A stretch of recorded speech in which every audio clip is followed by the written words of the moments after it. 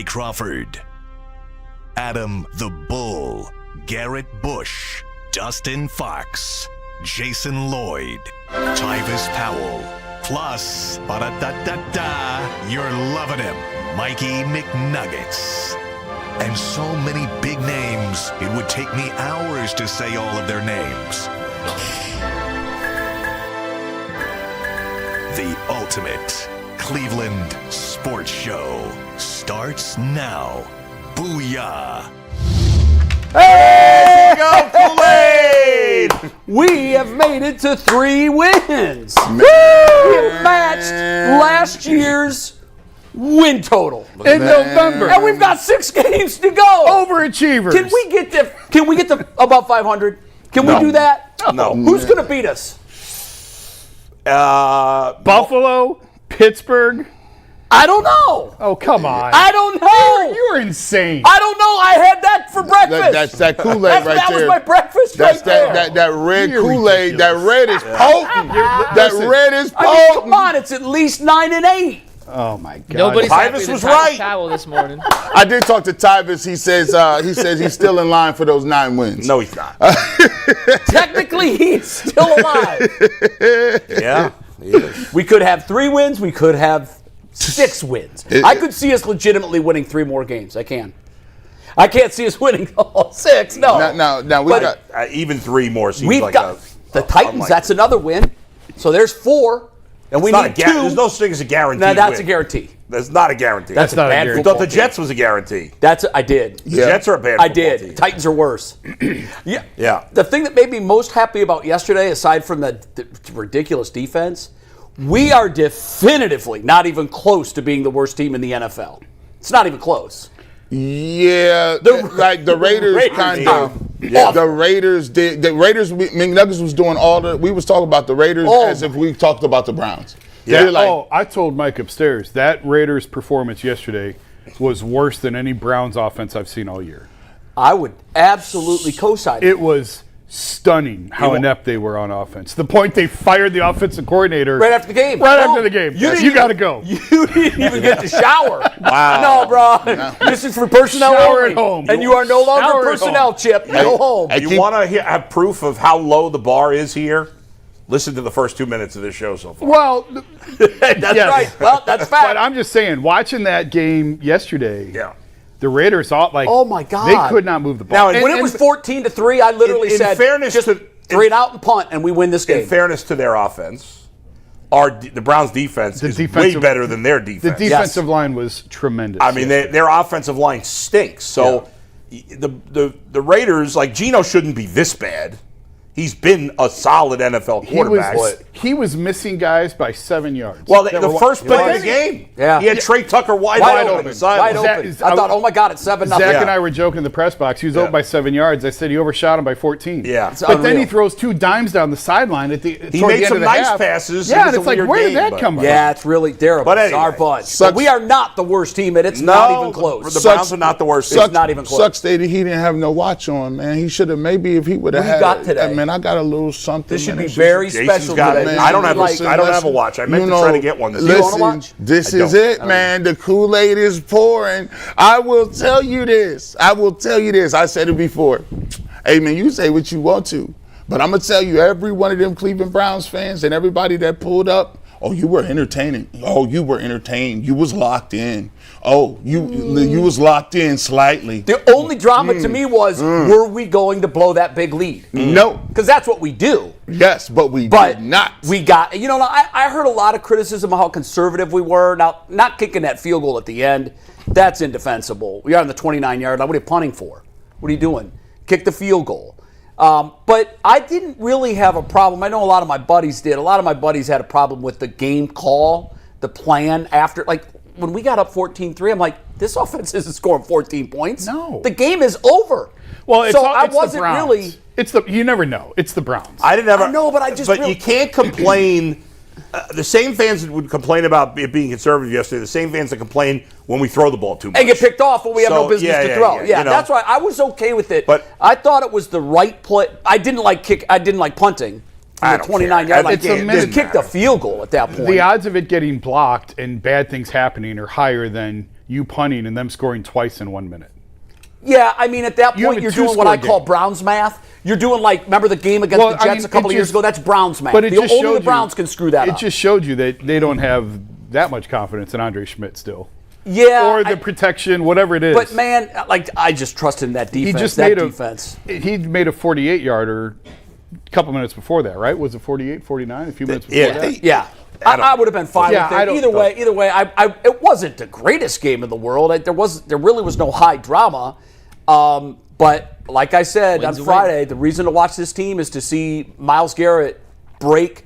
I think he's going to break a big-time historic record. Yeah. I think he's going to get it, and I think he's going to get it easily. Well, and to watch Shedeur Sanders, which is what we're going to get course. to first up. Yeah, course. 2 things before we dive in. We got Joe Thomas at 12:30. Thrilled to talk to Joe Thomas. Perfect time to have Joe on. Yes. We also did our first ever live watch party yesterday. Tremendous success. Just want to say thank you to everyone who tuned in. It was a blast. There's no set plan to do it again. We may do it again. We may not. But it was an awesome time. The support was incredible. We had over 100,000 people stop That's by. incredible. In the what 3 was the hours we were largest live, audience so at any one time? Do we know? 10K. How much? 10K. That's a big number. Big number. That's So a we pretty appreciate damn big every single number. one. We had a blast doing it. It's already the most views of any show we've ever done. Yeah. So we just want to say thank you. stunning. We appreciate y'all. We love y'all. And we got a huge show, and let's dive right Busy. into it, guys.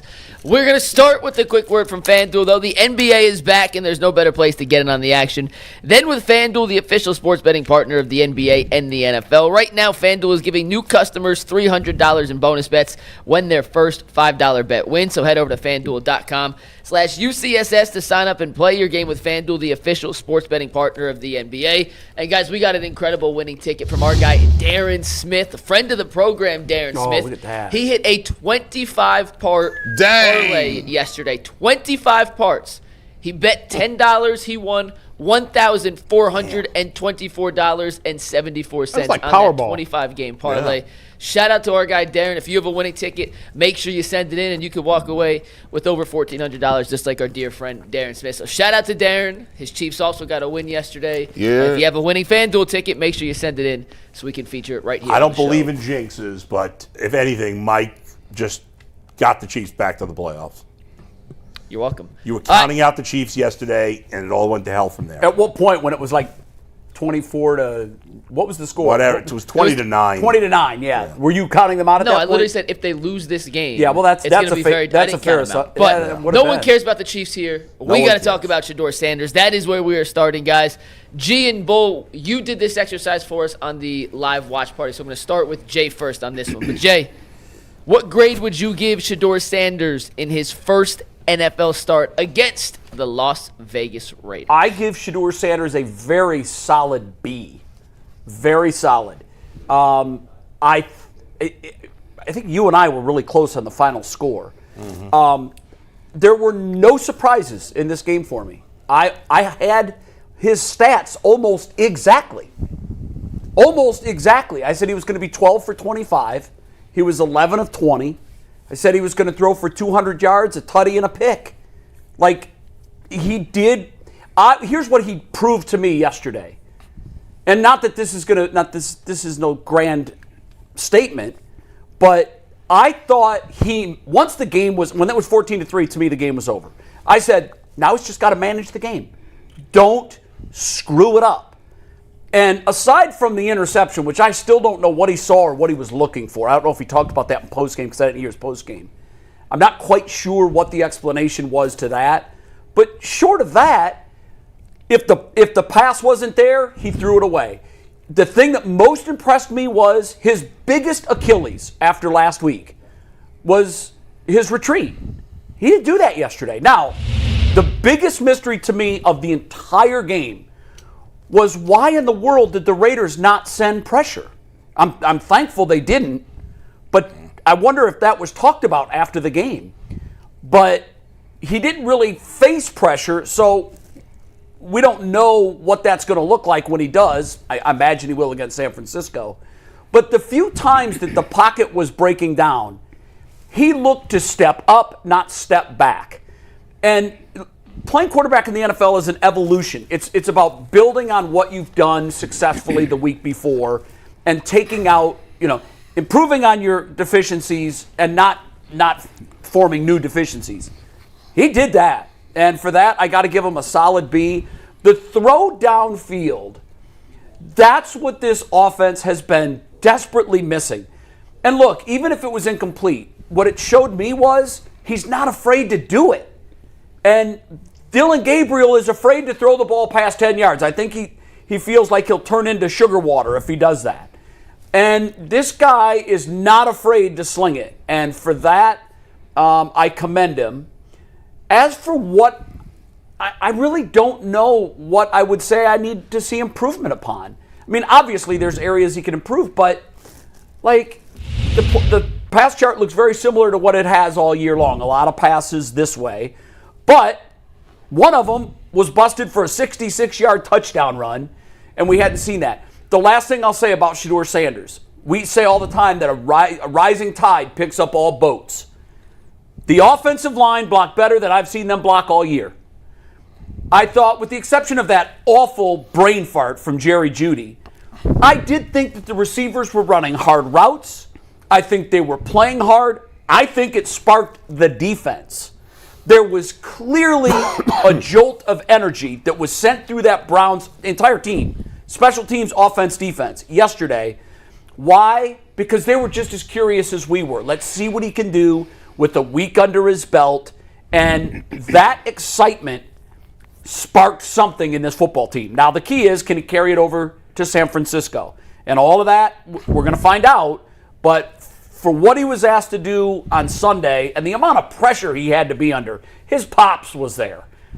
Now, say what you will. We've all played youth athletics. We all know the feeling of dad being in the stands. On one hand, you're happy because if you do well, he's there to see it. But on the other hand, if you don't, you have to face him after the game. And that can be tough, especially when your dad is Deion Sanders. Jason, what'd you think? And then we'll let the guys chime in who were on the show yesterday and kind of already did this exercise. I thought the throw to Bond was a big time throw. That was a terrific throw. And I thought that it's sort of what we talked about. They put the guardrails up with him, and they very much limited what they wanted to see out of him, and he performed within the guardrails. And going back to Vegas' offense was so bad, they never had to put the ball in jeopardy. They never had to tell him, go win the game. And so he made, like, the throw to Judy before the... I don't know what he was doing. I don't know. I thought he popped a hamstring. I did. We're going to get to that, I promise. It's like, no, he didn't get... I thought he hurt himself. Yeah. Like, no, he didn't get hurt himself. I don't know what he was thinking. The throw itself, like, that was a standard NFL throw. Like, that is a good play, but that's a throw that most quarterbacks in the NFL should make. It's just that we haven't seen that around here, right. So it looked dazzling and amazing. But the Bond throw was a terrific play. To feel the blitz, to as you said, Jay, to not do what he did last week, to not leak backwards, but to move to where he should have moved, to be able to pick him up, make that play. I was talking to Mike upstairs. The big thing with Shedeur is going to be, it feels to me like, and you guys can disagree, he's at his best when he's on the move. Completely agree. So how do you play with freedom within structure? How do you get him on the move to where it's not just a free-for-all and it's not you, because you don't want your best plays to be when everything breaks down. True. Like, you're not going to have sustainable success in the NFL if the only time you have big plays is when everything breaks down and it becomes, hey, go deep, and like, that's just... No, you can't live that way. It works occasionally, but you can't have sustained success in the NFL. But he is better on the run. So how do you play with freedom within structure? And that's going to be the trick for these guys going forward. But they didn't ask a whole lot of, if you really look at it, a lot of the throws were dinks and dunks and short throws and quick throws. But you know, the one bad throw, it's one bad throw. Yeah.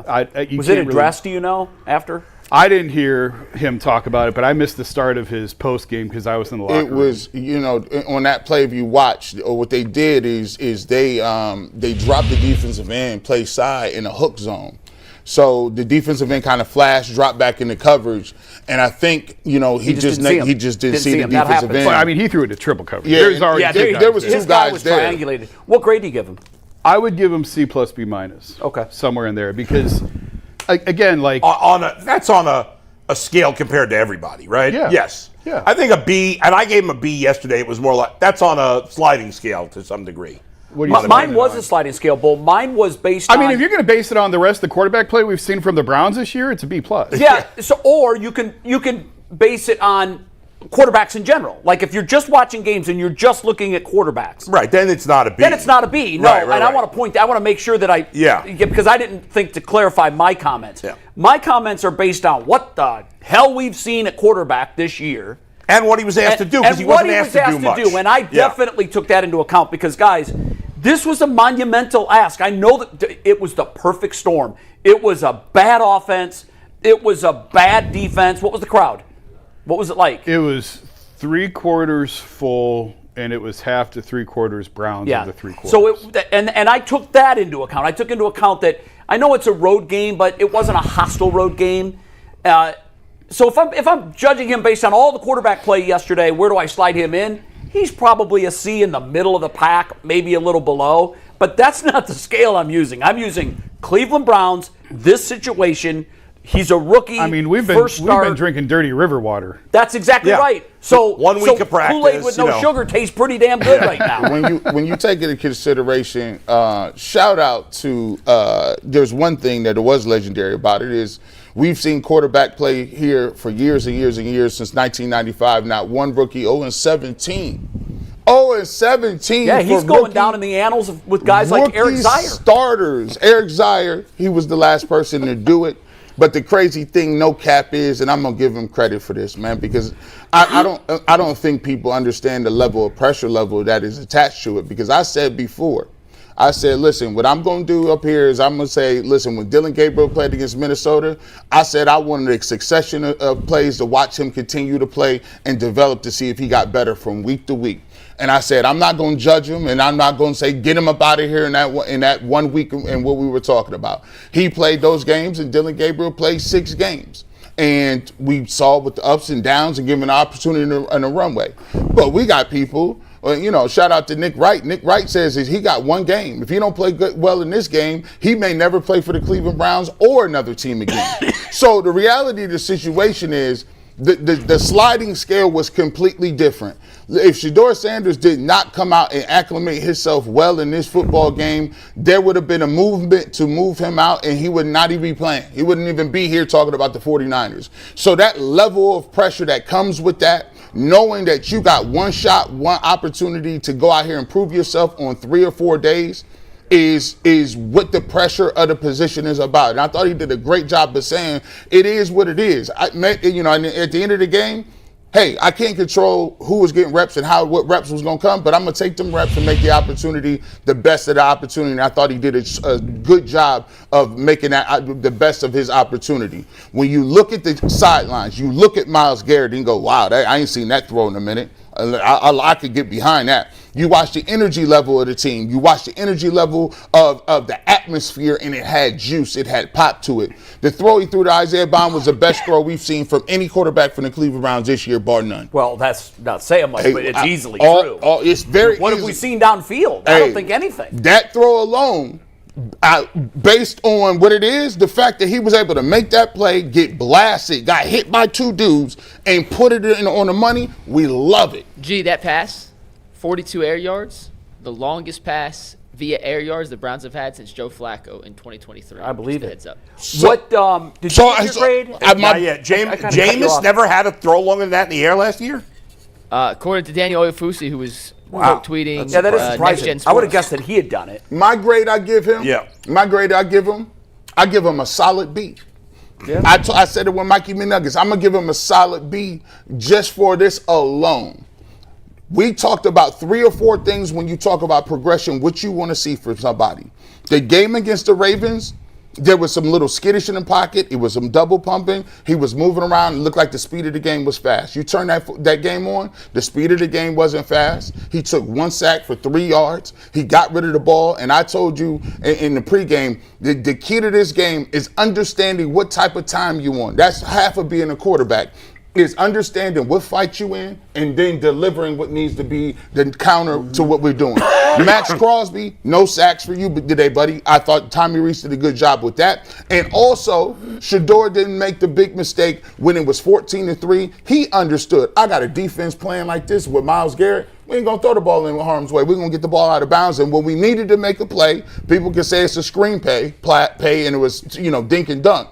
But there was times, to be honest, Dillon Gabriel had that same screenplay opportunity against the Jets. He threw it over Corley's head, and that could have been a touchdown because of the way it was blocked up. They came back to it. He got the touchdown. Let your guys make some plays. So I give him a solid B. And by the way, I'm completely interested in seeing what he's doing next week. This ain't the beginning. We ain't doing victory laps. We want to see the progression. Yeah, we on the 49ers. If we're doing an NFL quarterback scale, then I'd be with Jason. It was a C. But I'm looking at more like a rookie quarterback scale, and on that I give him a B because it's a weird game because he didn't make a ton of great plays, but I thought it was so much progress from what we saw the second half of last week. Didn't look anything the second half of last week, outside of a couple of throws, there were so many bad decisions he made in terms of throwing the ball, in terms of backing up, and he made very few bad decisions in yesterday's game.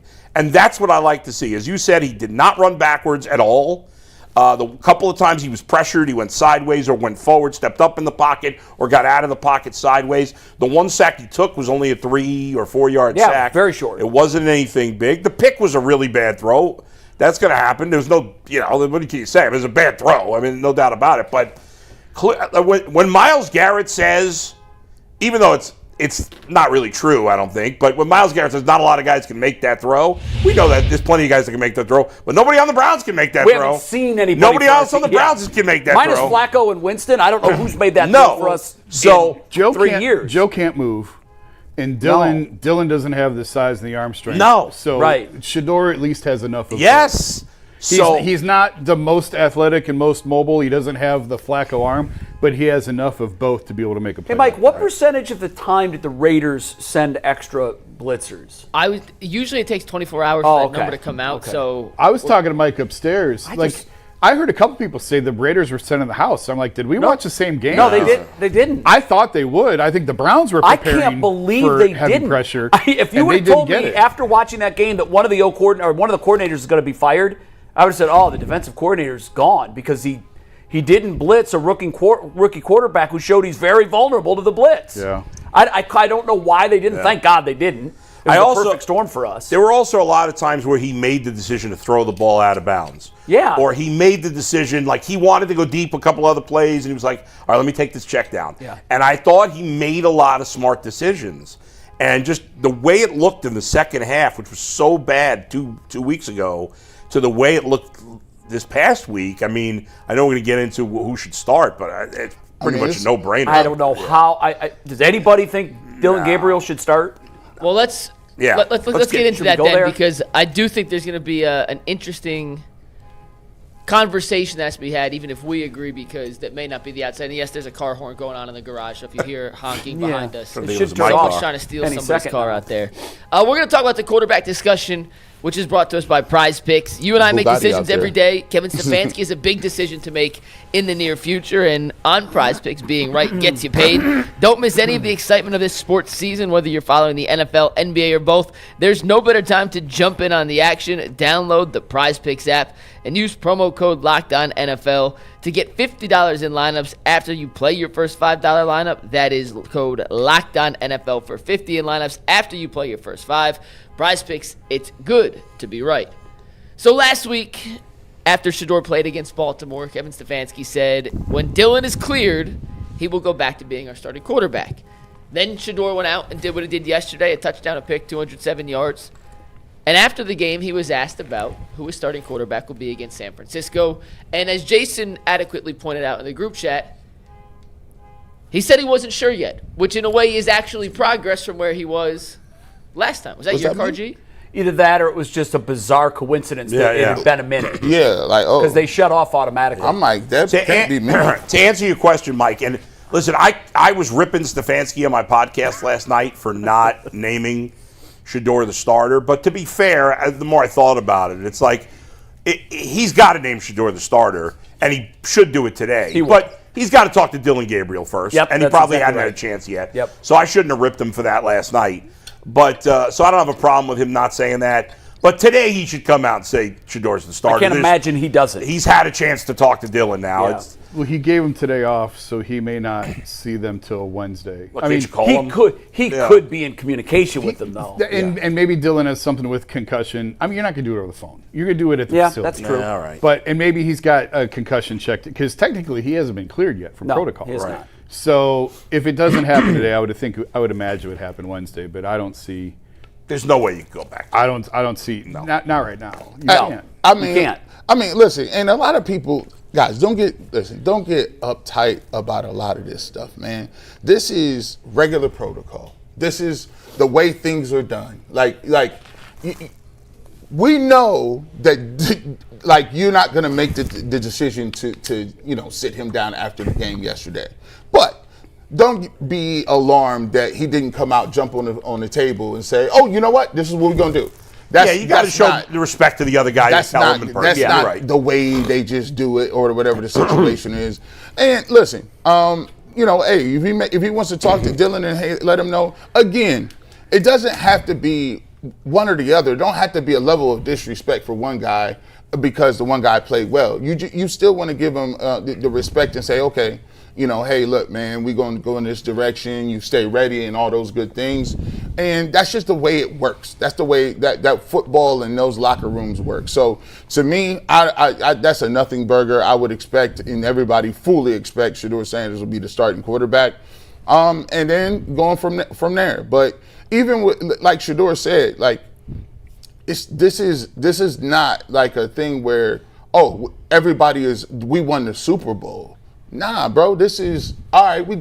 That was one obstacle, one task. We got the football win. We approved. Now, what do we do this week? What are we doing next week? How do we put some games together? Because be truthful, in the words of Sean King, listen, you don't win the starting job in 1 week. You don't win the starting job in one throw. You win by putting and stacking together good performances week to week. And I think he's locked in on that. And I think the thing that also helps is once you become the guy. And once you start to see, he said something that I liked. He said, I have a responsibility on my shoulders of the organization and those dudes in the locker room. So that keeps me honest in what I need to keep putting work in to continue to get this success. Because once you win and you get a taste of that, you want to continue to put that together. So, he'll start, but, I mean, it's not nothing to be jumping up and down about. He has to start. I heard a couple of people last night saying that, did he do enough to win the starting job? That's not what this is. This is about figuring out what the heck they have at quarterback. I think we've answered that question at Dylan Gabriel. That doesn't mean there's not room for Dylan Gabriel to improve. What it means is if we thought we had the quarterback of the future, and I'm not sure that the organization thinks either of these guys are that, but you got to check and eliminate and move on to the next guy. And I think we've seen enough from Dylan Gabriel to know he's not the guy. And now you've got 6 games left. I think that's a perfect number. I'm not saying Shedeur's going to get all 6 starts. I'm not saying he should. At this point, I think he should earn them one at a time. I desperately want to see what he does against better football teams. And we're going to get to see that Sunday, because San Francisco is a markedly better football team than the Raiders. And let's see what kind of success he can have against San Francisco. And this is something that you build on. And if he plays well week to week, I think he remains the starter. If he at any point in time regresses to the second half of Baltimore, then I think maybe it becomes an open conversation. But for right now, I don't see how you make an argument that Dylan Gabriel has to be the starter against San Francisco. I haven't heard one yet. There is no argument. I haven't heard ludicrous on Kevin Stefanski. And I haven't heard a compelling argument yet. If it's out there, I'm waiting to hear it. But I don't know where it is. To me, Shedeur Sanders showed you enough that you want to see more. Absolutely. Right? That's it. And if nothing else. What's funny is his regular season has kind of mirrored his preseason. He had one game where he looked pretty good in the preseason and one game where he looked pretty bad. And that's exactly what he's done so far. What are young quarterbacks, if nothing else? Inconsistent. So which is he? Is he more the guy that we saw in the bad preseason game, in the bad Ravens game? Or is he more the guy that had the good preseason game and the solid game yesterday? Yeah. We'll I don't think find anything out. out of the preseason. I think No, but I mean, it just shows. I've said that all It along, shows yeah. that the floor and the ceiling between this guy, there's a huge difference in between. But I do believe that the difference between preseason games is you can't underestimate what it is to get those reps, to be immersed, to have a playbook put around you, to have understanding what the quarterback coach wants to see, understand what Tommy Rees wants to do, and understanding how you fit into the scheme every single week. You can't imagine that. And that's why I always say sometimes it could have been unfair, right? Sometimes you get people, and we'll talk to Joe Thomas later on in the show. He said it like, you'll know fairly quickly if a guy is ready to go because you have to get acclimated to the speed of the game. If he would have came out here and he looked just like he did against the Ravens, chances are we're not even having this conversation. No, we're not. I want to clarify that with Joe because I think he means the players, not us on the outside. Yeah, he absolutely meant the yeah, players. he was talking about the players. I don't think he means us because you don't know. If anybody saying after 1.5 games that Shedeur Sanders is definitely not or is definitely the answer is being foolish. Well, you can see. You don't know that. There's certain things, there's certain traits. The only thing we can look at is the traits on the tape, right? Only thing you can do is look at the traits and some of the things that he puts out there and say, okay, where can you get better and where can you improve here or there? Now, to do that, and because we always talk about the 5th round pick thing, right? And we talked about it. He was like, well, what do you expect? He's a 5th round pick. He's not going to be getting first team reps. It also has to work in the opposite way. If you are a 5th round pick and you are not getting reps, it is impressive to see that you can go and correct your mistakes on the fly that quickly between the 3 days and say, it's hard to stop running backwards. Yes, you're right. I'm just saying, absolutely, and he deserves credit for that. We can't make sweeping judgments about him good or bad based on 35 passes. No. I don't. I say it's hold your powder. Yeah. One way or the other. We don't know. I don't think anybody. I don't think. Oh, a lot of people are doing that. All I could do. Well, at their own peril. All I could do. All I could do is speak for myself, right? Like, look. I mean, what I said is valid. It still rides. It still goes. What happens on this football field will either keep you on the football field or be the reason you're not playing. Yes. And so this is just round one. A lot of people. This is round one. We just getting into the fight. Let's see how you handle it round 2 and see what you're going to do with that. So for me, there's a lot of encouraging things, but even if you ask Shedeur Sanders or if you ask Prime right now, you think they're doing jumping jacks? No. They're like, yo, let's get. They know what it is. Yeah, let's face it. If this is the best of Shedeur Sanders, that's not good enough. We're ready to go. So he knows The that. question that we have to have answered by January is, what are we doing at quarterback? Well, eventually they have to take the guardrails down and they have to let him play quarterback. And that's what the next 6 weeks are for. And because yesterday was a lot of, it was a lot of this and a lot of this and a lot of this. Win the game. With 1 or 2 of those that and granted, we haven't seen those, so that was a pleasant surprise to see. But it was still a lot of this. Sure. And at some point, you have to play quarterback. Yeah, and I think that's what's going to happen. Even with Dylan Gabriel, we saw that each week, more and more of Dylan the offense. regressed.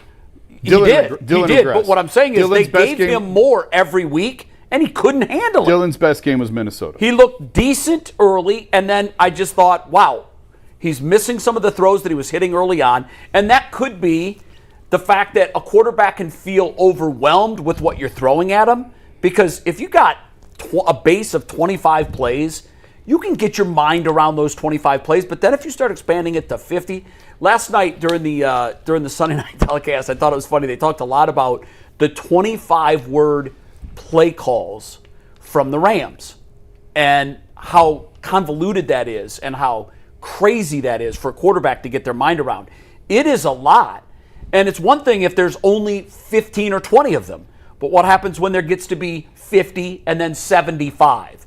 And so that's why a lot of times young quarterbacks will take a step back because the team is taking some of the guardrails off and the quarterback is telling you, you're putting me in water that's too deep for me to swim in. Okay, then he sinks. I'm curious to see what happens as they give him more of the offense because you're right. We've got to see a lot more of Shedeur Sanders, and I don't just mean the short passes. Let's see how he handles it when they do take how does he deal with a 10-point deficit? Yesterday wasn't the time for that either. No. Like they handled yesterday exactly as they should have. It helped that they didn't have to put him into dangerous positions. that he could take care of the football, and he showed that he can take care of the football. I did like that he threw it out of bounds a couple of times. I thought the one screen pass, the one when the former Brown got flagged, I thought it was a dumb flag. I thought that was a dangerous pass he got away with. That was Adams. Jamal Adams. Jamal Adams slammed the dude. That shouldn't have been a flag. That shouldn't have been a Yeah, flag. I didn't love that call either. But the pass was like, all right. And the one down the field, I thought if 22 got his head around and saw where the ball was, that could have been picked, the one into the corner of the end zone. But He was throwing at Tillman, and Tillman stopped on the route. Yeah, that one. And 22 Yeah, I don't know what picked Tillman it. was doing there. I don't either. Tillman looked terrible. So there's certain things that they can go back and look at and clean up. But for the most part, yeah, I thought he executed what they gave him. And what else can you ask? Do we like the white helmets, by the way? Of course. I did. I thought they looked like Miami. Right there, especially in that shot. Of course, like I like University of Miami. Of course. Here's another thing, too. They haven't lost in those. I think the big thing is what you can't get lost in this is the Cleveland Browns are playing a ton of rookies. I mean, their starting quarterbacks are rookies. Their got best, 13 their on the best roster, offensive players are rookies. Fannin and Judkins. Sampson made a play. Schlesinger. The best Sampson made 2 plays. Yeah, they got a young core, and the thing that's important to your young core is I don't care if it's the Raiders or St. Ignatius or St. Ed's. I'm trying to win these football games. They on the schedule. If you can find a way to win the game, that pays dividends to your young players. Building culture. It builds okay, all right, we got something. And if you can do that, building with a young quarterback and young guys around, then you can start to try to develop some sort of foundation. And the fact that Tommy Rees, I believe this is his first game he won as play caller. Is that correct? That is correct. Yeah. So Tommy Rees is going to evolve, right? Like he'll evolve as a play caller, and he'll figure out what it is. It's his first game planning with Shedeur Sanders, and he'll figure out some things, and he'll get better. So it's a work in progress for a lot of them. It was perfect again, no, but there were a lot of encouraging things that I think if you're a Browns fan, you can get excited about and wrap your head around and get ready for next. I'll say something that'll probably be controversial because it worked. But the one thing I didn't love, I want to see Shedeur in goal line situations.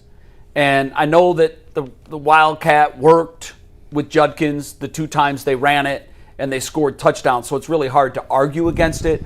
But I also, the game is played between the 20s and then it's played on the other ends when you're in plus territory and minus territory. And I think red zone experience is extremely important for young quarterbacks, and I didn't love that he wasn't on the field when they scored their first 2 touchdowns. As hard as this team has been at scoring touchdowns, you're going to complain about how they're scoring touchdowns? That's why Herman Edwards says what? You play to win the game. I get it. But this was, like I said, this is the perfect storm.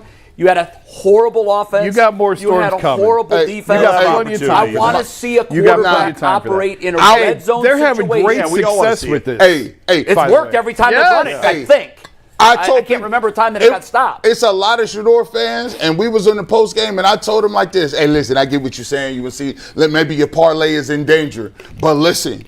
If we can punch this in on this goal line, I'll live to fight another day with getting Shedeur Sanders some red zone touches. We'll figure that out. Can turn around and hand it off to him another day. What was the over, Mike? Was it 34.5? 36.5. 36.5. Wow. So that not kicking the field goal at the end was a bad beat for a lot of guys. What was the final score? 24-10?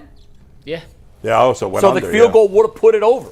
Yeah. And I'm like, man, there's going to be a lot of gamblers that took the over on this thing and are saying, why in the world would you not kick that field goal? I don't bet why in the world would you take the over? Why would you take the over? That's a better question. Most teams on the field. You got to think about this. Tommy Rees and Tommy Rees on that in that playbook, he is not thinking about overs, unders. He is this my 3rd game. I'm auditioning. Well, that's a Stefanski decision. Whether he's going to punt. Did you see Stefanski's post game where he's in the locker room cursing and all that stuff? I missed it. He is so awkward. Even in his post-game rah-rah speeches, he's very awkward. He was fired up. He fired up. No, come on. That was awkward. During the game, we said, "Well, did Kevin curse twice?" No, but in the locker room when he's giving the speech, he's cursing. Well, he's cursed in. I know, but it was just really awkward. It just comes off different when you hear guys like Dan Campbell, McVay, they say it with their chest. It's not not even necessarily a knock. It's just there's some guys that are less comfortable. Jason mentioned this real quick. Last point that we want to get on because we got to talk about Judy's fumble and some other things in this game. I have no idea what Mike just said. Stefanski is speaking at 1:30 today. What's that? Stefanski is 1:30. Oh, he will assuredly be asked about his starting quarterback for next week. 100%. Do you think that when we come in tomorrow and do our UCSS show, we will be talking about a decision or whether or not Stefanski is delaying making that call till Wednesday? I think he's probably delaying because, as Jason said, he's going to want to talk to him in person. Well, maybe Dylan's in the building today. I don't know. I just know that. But if it's a concussion, so that wouldn't be coming into rehab for. No, it's not a rehab, but it could be a I have no idea. They might need to test him. He was on the field Friday, right? Wasn't he on the practice field Friday? Yes. Yeah, I think we'll have a decision. So I have no idea. I have no idea what protocol is. So you think he's going to announce the quarterback change today, Jason? I don't know because I don't know if he's going to see Dylan today. Right. But if he sees him today, you think he'll announce it? Yeah. Or is he going to play the games? No, he's not. In honesty, there's no advantage. In fact, you could say that there's a disadvantage if you announce it earlier than later. I don't buy that. I mean, who you're preparing for, I don't know that they're vastly different quarterbacks. This is a non-story. Teams do like to know who they're going to play. Whatever. If you want to announce it on Thursday, we already know what it's going to be. It is what it is. Go ahead, announce it when you ever want to, Kev. Just it's going to be it's very anticlimactic. So yeah, I think it is too. Initially I was surprised that he didn't come out and say. I think the question would have been, did he play well enough to earn the job next week, to stay on the field? And I think the question was, who are you going to start?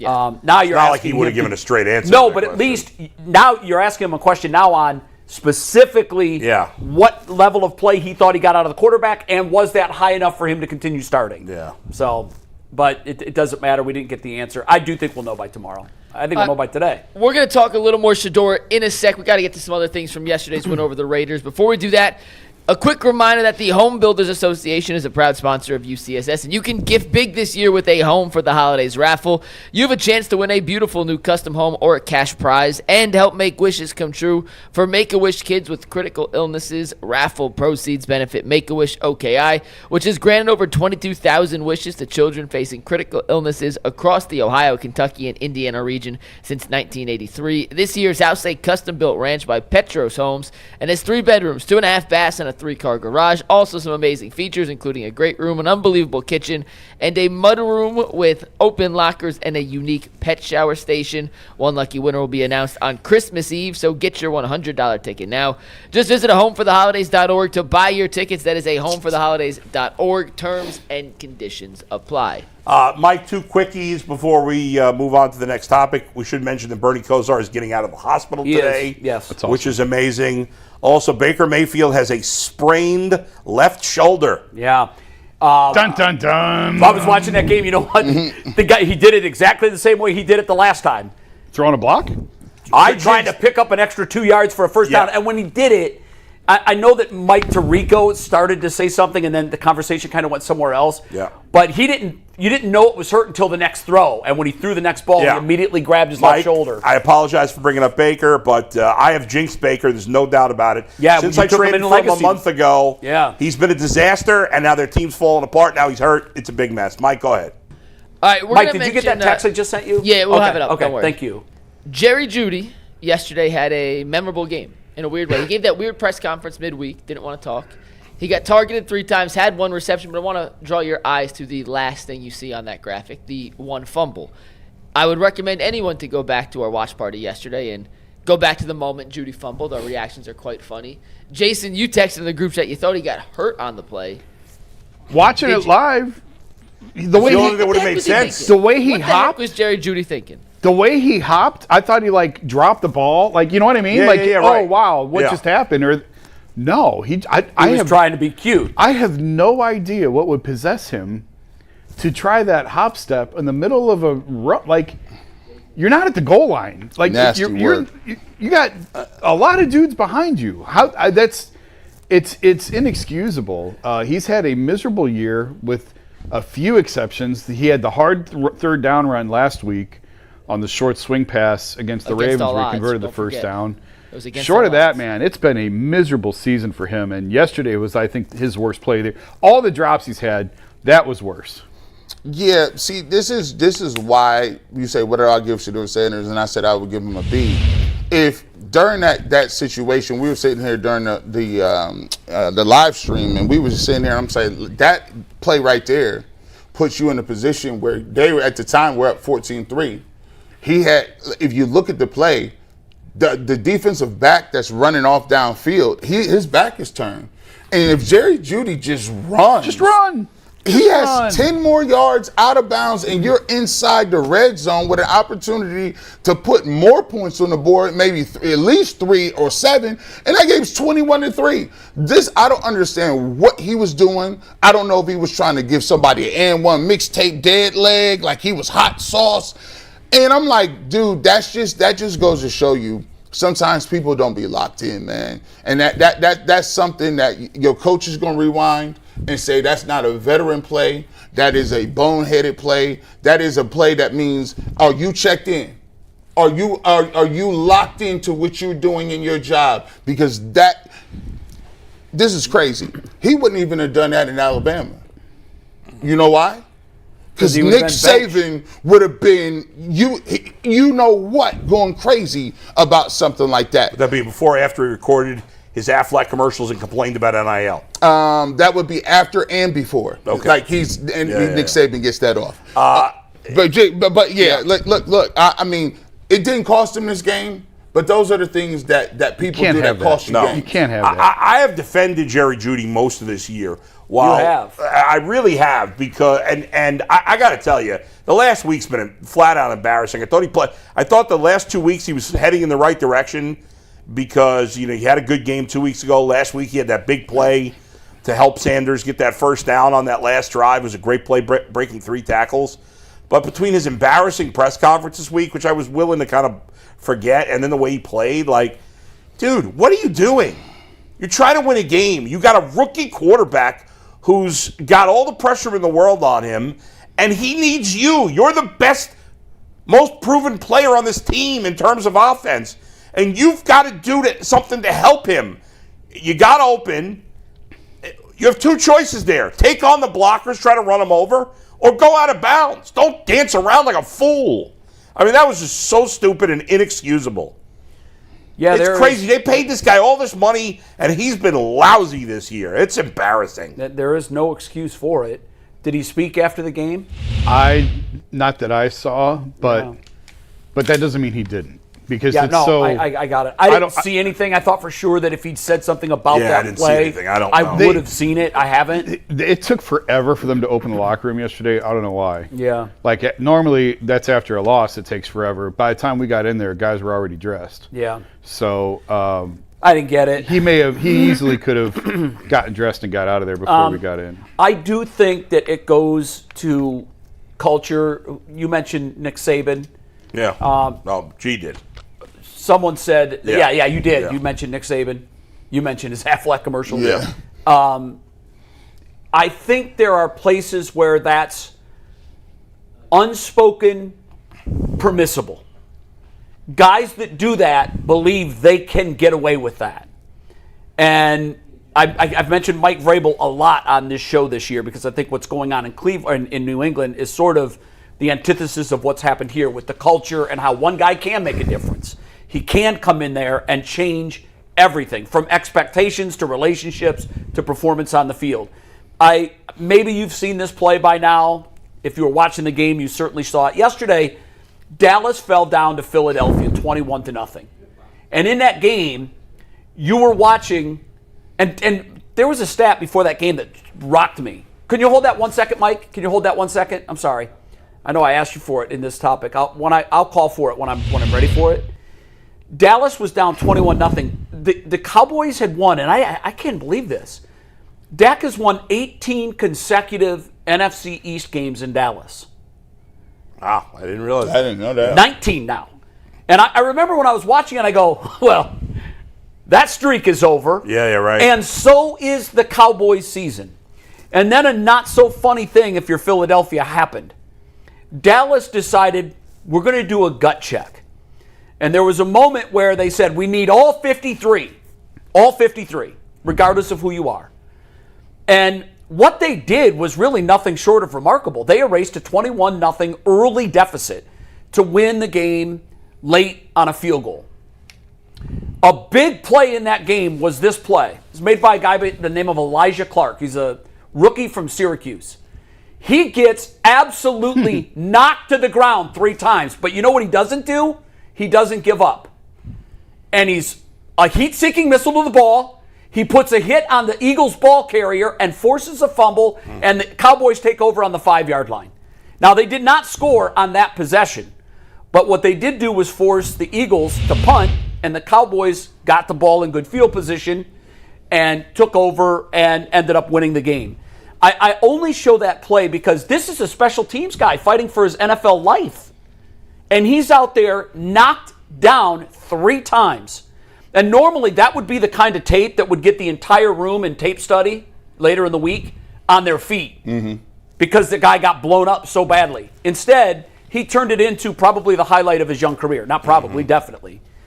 But that's the kind of effort that you need from all 53. Whether you're the star wide receiver or whether you're the special teams junkie who's a gunner and you got your butt put in the dirt 3 times on one play, but you never gave up. And we need that kind of culture in Cleveland. We need everybody making those kinds of plays and also the players holding one another accountable. I don't know what kind of internal justice was dispensed on that play. Maybe it was the reason why they didn't open that locker room. Maybe.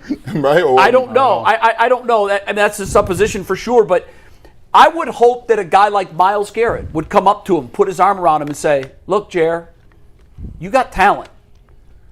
We don't need that kind of effort on the field. We don't. I don't know that happened. I hope it happened. A coach could have done it. A fellow receiver could have done it. Shedeur Sanders could have done it. Anybody could have done it.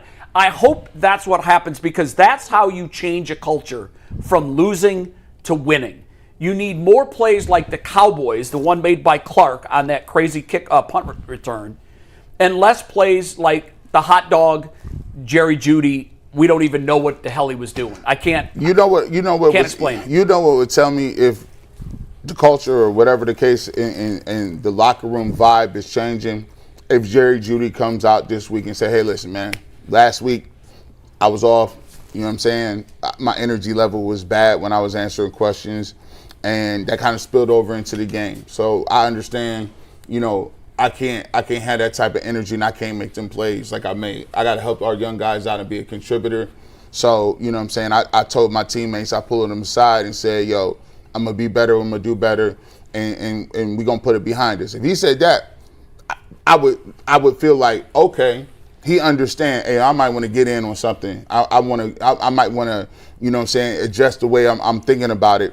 And like you said, Jerry Judy got talent, but, you know, when you playing rookies and you trying to figure something out and you got 3 wins, it could get frustrating. But you have to ask yourself, if I'm the one contributing to these L's, or I'm going to be one of the people that's helping us get it. Because I'm going to tell you who is helping.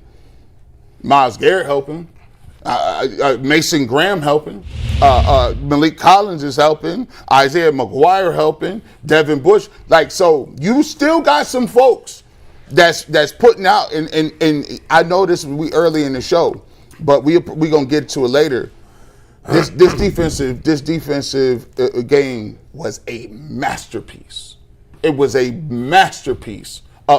Defensively, if you're a defensive player or a fan of defense, this was the highest level that I've seen in a very long time. Well, let's get to that defense then, guys. We'll start with Myles Garrett. Our Myles discussion brought to you by Game Time. If you want to see Myles in action, you can do it this Sunday when the Browns are at home taking on the San Francisco 49ers. And if you're going to go to the game, you better get your tickets on the Game Time app. It is fast, easy, with a 100% authentic ticket guaranteed, plus all the fees are included. So the price you see is the price you pay at checkout. Just download the Game Time app, create an account, and use promo code LOCKEDONNFL for $20 off your first purchase. Once again, that's promo code LOCKEDONNFL for $20 off. Swipe, tap, ticket, and go. Download Game Time today.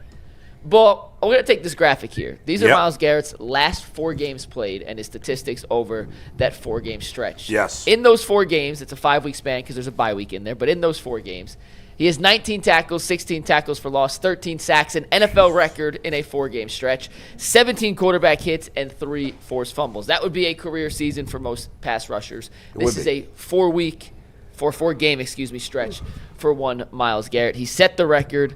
We were talking about it on the watch game yesterday. He might just be the best player in football, and it may not be that close. That's how good Myles Garrett is playing right now. Easy money. He's the best player in I don't know how football. you compare Myles Garrett to a quarterback. I think it's a silly conversation to have. No, it's a great conversation to Bull, have. let me ask you it this way, okay? Because initially I said, okay, if you're going to give me one or the other, right now, believe it or not, I'd take a 39-year-old quarterback. I think Matthew Stafford is the MVP. He's running away with it. Yeah. But I'll say this is how I can get around to that. Yeah. There is nobody better at their position right now than Myles Garrett is at his. No, that's true. That's true. Yeah, of course. Yeah, okay. So, I'm with you. If you're get the best in the NFL. Do I think Myles Garrett is probably the best football player? I think he's probably the best football player. He is absolutely in the But conversation. in the end, it's impossible to compare a quarterback and a defensive lineman. Yeah, you're weighing impact. You're judging the quarterback on way more things than you're judging a pass He rusher. impacts the game more, but the only person that impacts the game more than the quarterback, in my view, and the salary base is the person who chases the quarterback. Well, but and Myles Garrett is definitively better at that than anyone. But then it would go to, does he affect wins and losses? Well, that's why I go with Stafford ultimately. That's why. But nobody. I don't think there's a player in the league better at their position than Myles. You can't clearly argue that anybody's playing better at their job than Myles Garrett is right now. You can't clearly argue that. I think that's an easy one. This stretch, especially this stretch of 4 weeks, is right there with Josh Gordon's 4-week stretch from 2012 or 2013. I think it even eclipses So where is he at now? 17? 18 sacks. Can he get to 30? That's the question. Like, it's insane to ask. If he stays at this pace, he will get to 30. Yeah, no, he's not on pace for 30. No, well, he's on last pace 4 for weeks 26. He's on pace, I think, for 26. But the last 4 weeks, he's on pace for more than 30. Based on that. It's absurd. That's like the guy that hits 4 home runs in 2 games. It's absurd to ask. I think you could argue it's the greatest stretch. Again, it's hard to compare other positions, but it's arguably the greatest stretch of football by a player in a 4-week stretch. Yeah, you're hard to beat it. It's just it's absurd. Definitely by a defensive player. Think about this guy. Let me give you the stat. There's besides Myles Garrett, there are 235 players in the NFL that have at least a half a sack. 235 players. Only 5 of those 235 are even within half of his total. That's insane. So there are 230 players that are more than... He's just head and shoulders better than anyone else at his position. It's just nuts. Yeah. He's 5 sacks ahead of the next guy. 5. But so really, I think the question Jay, was, is he the real MVP? Real quick, Jay, on that. Yeah. He has 13 sacks in his last 4 games. Right. The 49ers, who do play tonight, have 12 sacks as a team in 11 games this year. Brian Burns is second in the NFL with 13 sacks. If Myles Garrett's stats only counted the last 4 weeks, he'd still be tied for first in the league in sacks. That's insane. He's the best I've seen. I mean, I've been trying to listen, and I haven't seen all of them. I'm telling you, I'm just saying he's the best I've seen. It's not even just the sacks he's getting; it's the almost sacks. It's the sacks where the guys are just Geno Smith 3 or 4 times said, "Oh hell no, I ain't doing this." The fact that he does it in every way possible, and the fact that he just he was like, you know what? Yeah, I'm gonna get this strip sack and end the game and go sit down and drink Kool-Aid. Myles Garrett gives you an opportunity to win games with rookie quarterbacks. The Browns have started how many rookies this year? 2. They're gonna probably end up finishing the season with a rookie quarterback. This is the reason you keep Myles Garrett on your team, because he legitimately gives you an opportunity to evaluate other people. And he's just watch the faces of other coaches. Watch Pete Carroll. and look at him and say, listen, I got Max Crosby, but he's not even on the same playing field as Myles Garrett. I can't run what I want to run. Geno Smith is mad at everybody. Yeah. And he's like, I can't run my stuff right now because this guy. And he's such a havoc creator that he's just making things so much easier for the other guys. And because there's more talent around him than he's ever had, those guys are now playing well. Mason Graham, I thought, played his best game yesterday. Lights out. He was great. He was Mason all Graham over the place. lit up Ashton Genty. He was. I know he Mason Graham, Mason Graham's really coming into his own. A+ football game. A+.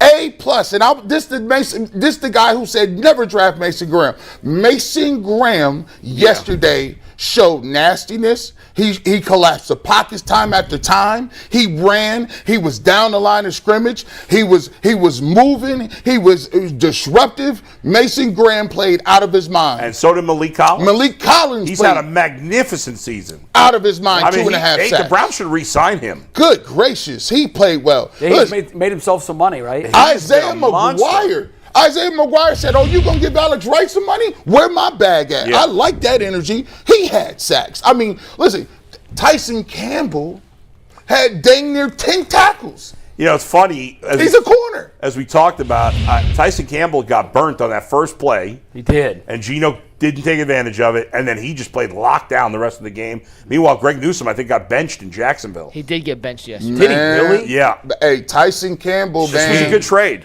Denzel Looks like. Ward was covering a tight end all over Denzel the Ward's field. unbelievable. I mean, Bowers, like, to be able to handle arguably the best tight end in the NFL like that, I mean, he did Tough such a task. good job. I assumed 10 sacks was the franchise record. It's No, 11. I just looked it up. 11. What is the 11. NFL record? Because they kept saying 1984. in a like game. 14 or something. Somebody got 14 sacks. That had to be like old school. Yeah, 50. In recent memory, 1984 in was 23, the Seahawks had 11 in the game in 2020. Because they kept Memory? saying Well, that the the Browns Browns had 11 in had 84. 11, and that was their record. They kept saying that during the telecast, and I thought, damn, they're not saying that's a National Football League record. I would think that would be the most in a game. Most sacks in a game by a team.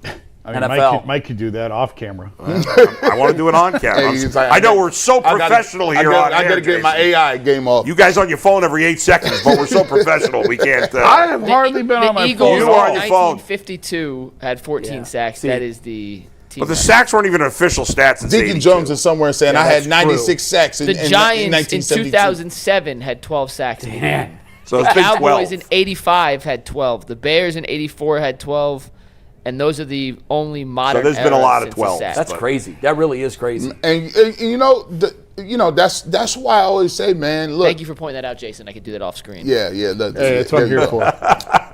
The way they played, they obviously got a boost. The energy level was different, and I'm just waiting to see how that translates coming up this week. Because here's the thing: we laughed and joked about how many wins they can get if they continue to play like that. If that defense does that. You're not don't playing the need much- Raiders again outside of the Titans. No, I know. but, That's the thing. We got to slow the roll a little bit. I mean, but let's be honest. They did that to the Packers, right? Yeah, and they've looked good. The Dolphins have been putting it on people lately. The Dolphins been throwing up all kind of we points. woke the Dolphins We woke Browns the are a Dolphins up. 6.5 They point fired dog. their GM and took off. Like, what's this? I know. GM has a lot to do with it. Browns was are a like- 6.5 point dog this Sunday at Who home. is? The Browns. 6.5.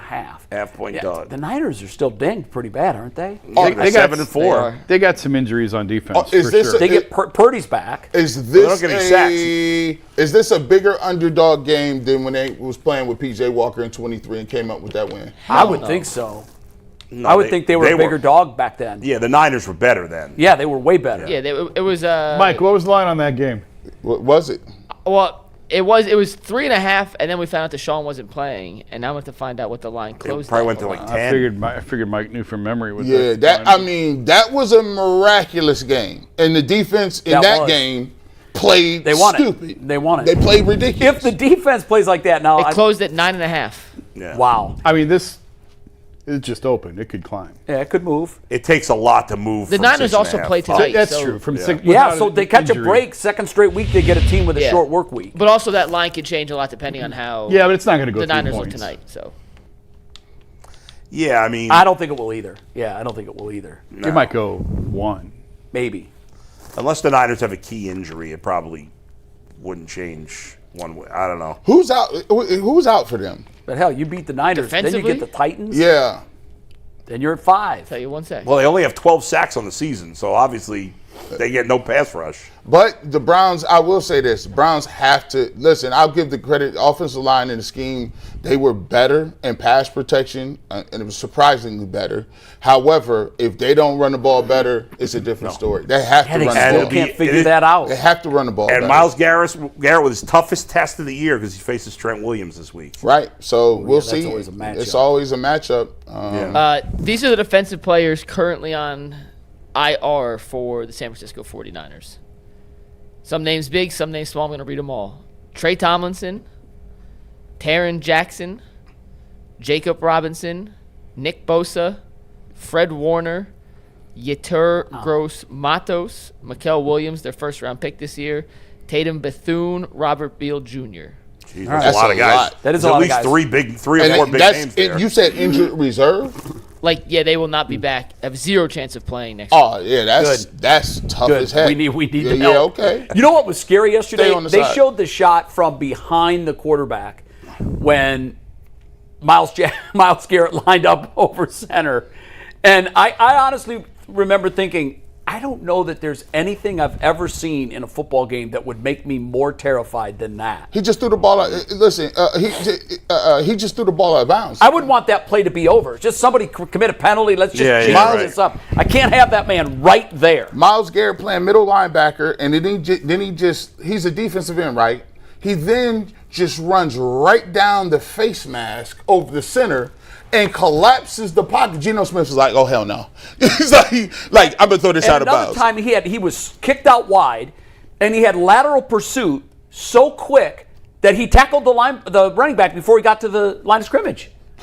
I think that was his first tackle Yeah, I for a mean, loss that's- yesterday. It's just like That's been one of the next level of his game. I mean, he's been so much better. He's been more impactful against the run I agree. than he had ever been in the past. You know what I think he's doing? I think he's reached this level of greatness where he's actually listening to his critics.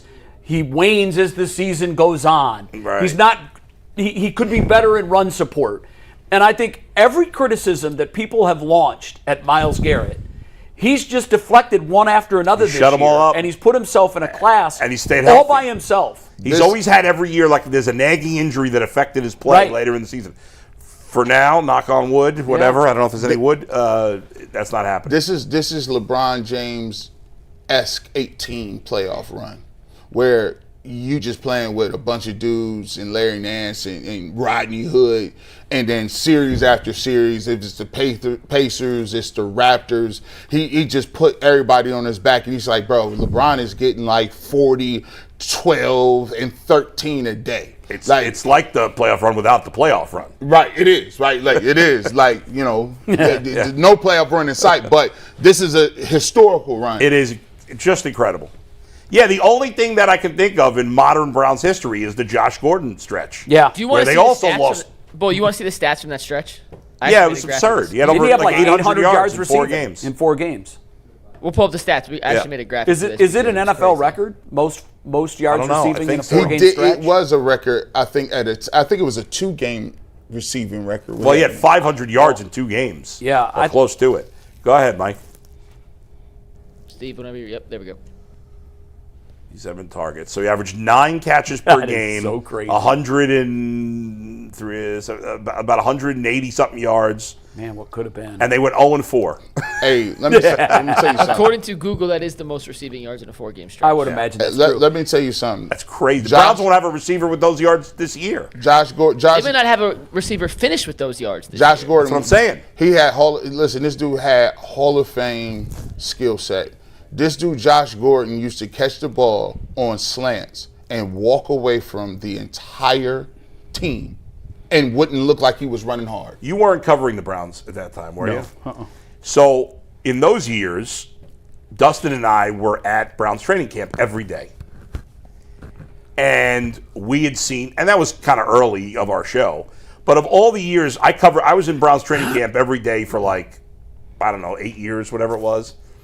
And until Beckham and Landry, all that time, like every receiver that came in the Browns camp, be like, this guy's a nothing. He's a nothing. And then Josh Gordon, if you just watched him in practice, you were like, holy moly, what is happening he was here? Different. This guy was obviously the whole drugs and everything, but it's a shame. That was incredible. Can we wrap up the Garrett talk? He wouldn't even run. He would glide. Effortlessly. Yeah. Jay, we talked last week about this. I don't see that there's a path for Myles to be the MVP. I don't think so. Because Not the on team a- has not on a 3 3-win wins. team. Are we all in agreement there that he can't win the MVP? No, he's not going to win. He wouldn't. Even if they had a winning record, he probably wouldn't win the MVP. See, I think if they were, I disagree with that. I mean, if they had a winning record, because he's having a record-shattering year. If he has 30 sacks and they go to the playoffs, he's got a case. Yeah. But short of that, Who's been the only NFL MVP that's a defensive? For a season, I don't know there's ever been one. been a If long it was time. by Lawrence Taylor. No, there's been. I don't think there's ever. Oh, there has been? I think so. Has there ever been? I know there's been MVP? defensive MVPs of Super Bowls. Nah, just for the season. I think there has been. I don't know. I don't remember for sure. It's not going to happen. Lawrence Taylor in 86. Yeah, he's And probably. Alan Page in 71. Yeah. Okay. It's not going to happen. He won 80. Let me say this. He's of that. You know how y'all writers do.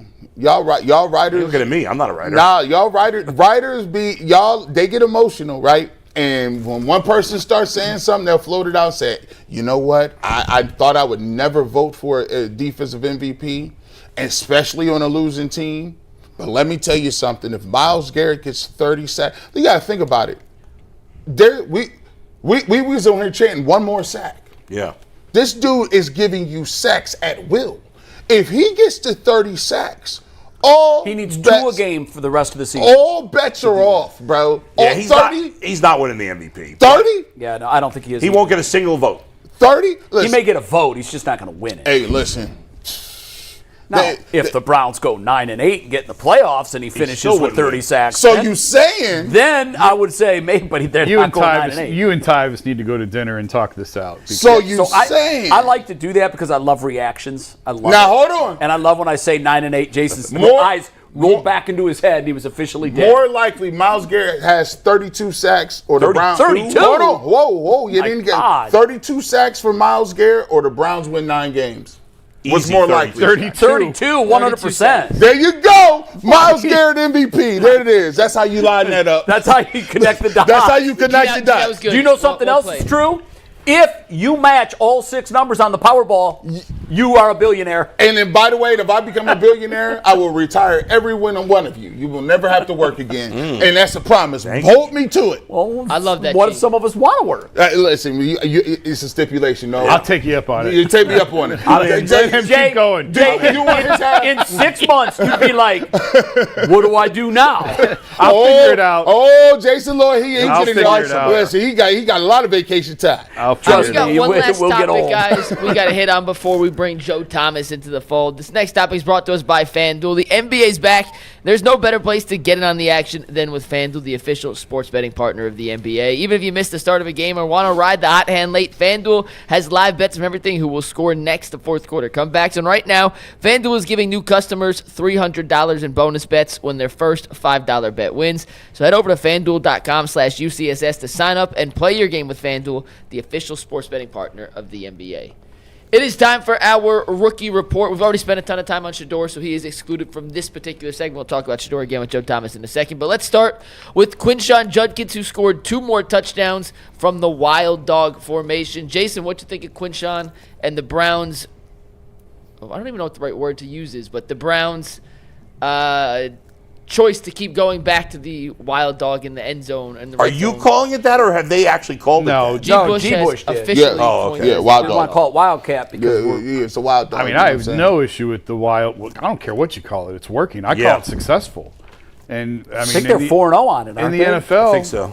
Keep running it until they stop it. Yeah. And until they stop it, keep running it. So I think that's our new look at the goal line. I mean, why not? Why- I mean, yeah, if it's not broke, don't break it. So I mean, if you look at the numbers, you say it's not a very good game, but if you actually watch him, it's the case that we've made all year that he's playing significantly better than what his numbers show. I still want to see him get better in pass blocking because I think sometimes he comes off the field when you'd like him on the field for deception reasons, if nothing else. Even if you're not going to go to him, you at least want him out there as a threat. But I just don't think they trust him right now with some of the pass protections. But that's like the only thing that you can nitpick about his game right now. I think he's having a I don't care what the rushing numbers are at the end of the season. I think he's had a great year, and I hope they keep going to the wild cat, wild dog, wildly successful formation. Man, look, man, I ain't got no problem. Listen, I always tell. Sometimes you get caught up in when you want a certain person to play, or you want a quarterback, or you invested in the quarterback. Sometimes you be like, I want the numbers to look a certain way. I want it to feel a certain way. I want it to be, I want to get that 300, so everybody can say that this supposed to be the quarterback. Man, listen. Hey, you're the leader of that group, so. Listen, I wouldn't say that I'm the leader. I'm the 5,000 yards. I'm the leader of the wild dog. I told Wild you. dog. I coined the phrase, if Quinshon Judkins is your best offensive player, you hand him the ball and get me that touchdown. Because at the end of the day, that's what you need. The win, the dub is what you need. And the more that he is effective and the more you hand him the ball, it eases some of the other stuff. Now you can throw the ball downfield. It gives you better looks. Do you want to be, would you like 9 guys sitting back in coverage telling you and confusing you, or would you like you to be able to throw to man-to-man coverage and play action because Quinshon Judkins and guys are at the line of scrimmage? I'm gonna take the play action easier reads, right? So for me, that's a nothing burger. Actually, to be truthful, they might want to continue. Wait till we get home against the 49ers, and if it's an opportunity to win that game, everybody will be cheering for the Wild Dog, especially if it's scoring. Yeah, it's 4. I think it's 4-0. I think it's worked all 4 times they've run it. I think there's a wrinkle we haven't seen. Oh, it's coming. I think there's going to be a time where he takes 2 steps towards the line Jump and pass. tries to pass. I would imagine that they've worked something like that in. At some point, teams are. I think you're not catching anybody off guard with it anymore. I don't know what the Raiders defended it so poorly. I know they it's did. Like they were surprised that he was running. When they ran it, I go, wow, they didn't get the tape. It was so weird. They didn't know that we had this in our bag because really they strange. acted like they had never seen it before. I know, it's bizarre. And just the math of it, it gives you the extra blocker. Yep. He runs so hard that he's going to likely get you the yard or 2. But there is going to be a time, and probably the next time we go to it, that we see defenses say, oh, we know what this is, and we know how to stop it. We know what we're going to do. And I hope that's when we see the Tommy Rees wrinkle where he either runs to the line and throws, or maybe runs down the line and looks for an open tight end on just a little slant. Something else has to be there. And then that thing is going to be really difficult to defend once you get a second layer to it. Hey, Jason, go ask Joe, go ask Wyatt Teller. You ask them what they want to run on the goal line. I bet you they'll tell you they're a big fan of the Wild Dog because it gives them an opportunity to come off the ball and be physical and take it at the defense. We forget because they are older, and this is a couple of years ago, but one of the best aspects of the Cleveland Browns was their physical nature. Go back and watch that little screen pass, and I know we talk about the Wild Dog, but go back and watch the little screen back pass to Dylan Sampson. David Njoku, great block. Mm-hmm. Ethan Pochich, great block. I believe Wyatt Teller was out there on that block. They sealed it. They sealed the lane. He got through there, and it was, hey, if you guys are going to blitz like that, good. We'll hit a quick and let our guys do the work. But I like the fact that they're going to let these dudes be physical because it puts them on their heels. If you play in a team like the Las Vegas Raiders and they ain't no good, man, we bringing the pain to y'all. Like, you gonna have to stop this. I wanted them to do it on the 3rd down when they got cute and it was a false start. I'm like, no, bring that Wild Dog right back in here. Make them stop that. Hey, Mike, can you put up the Quinshon stats again? You want a season or the season, stats? Please. Yeah. Guys, they say numbers can lie sometimes, right?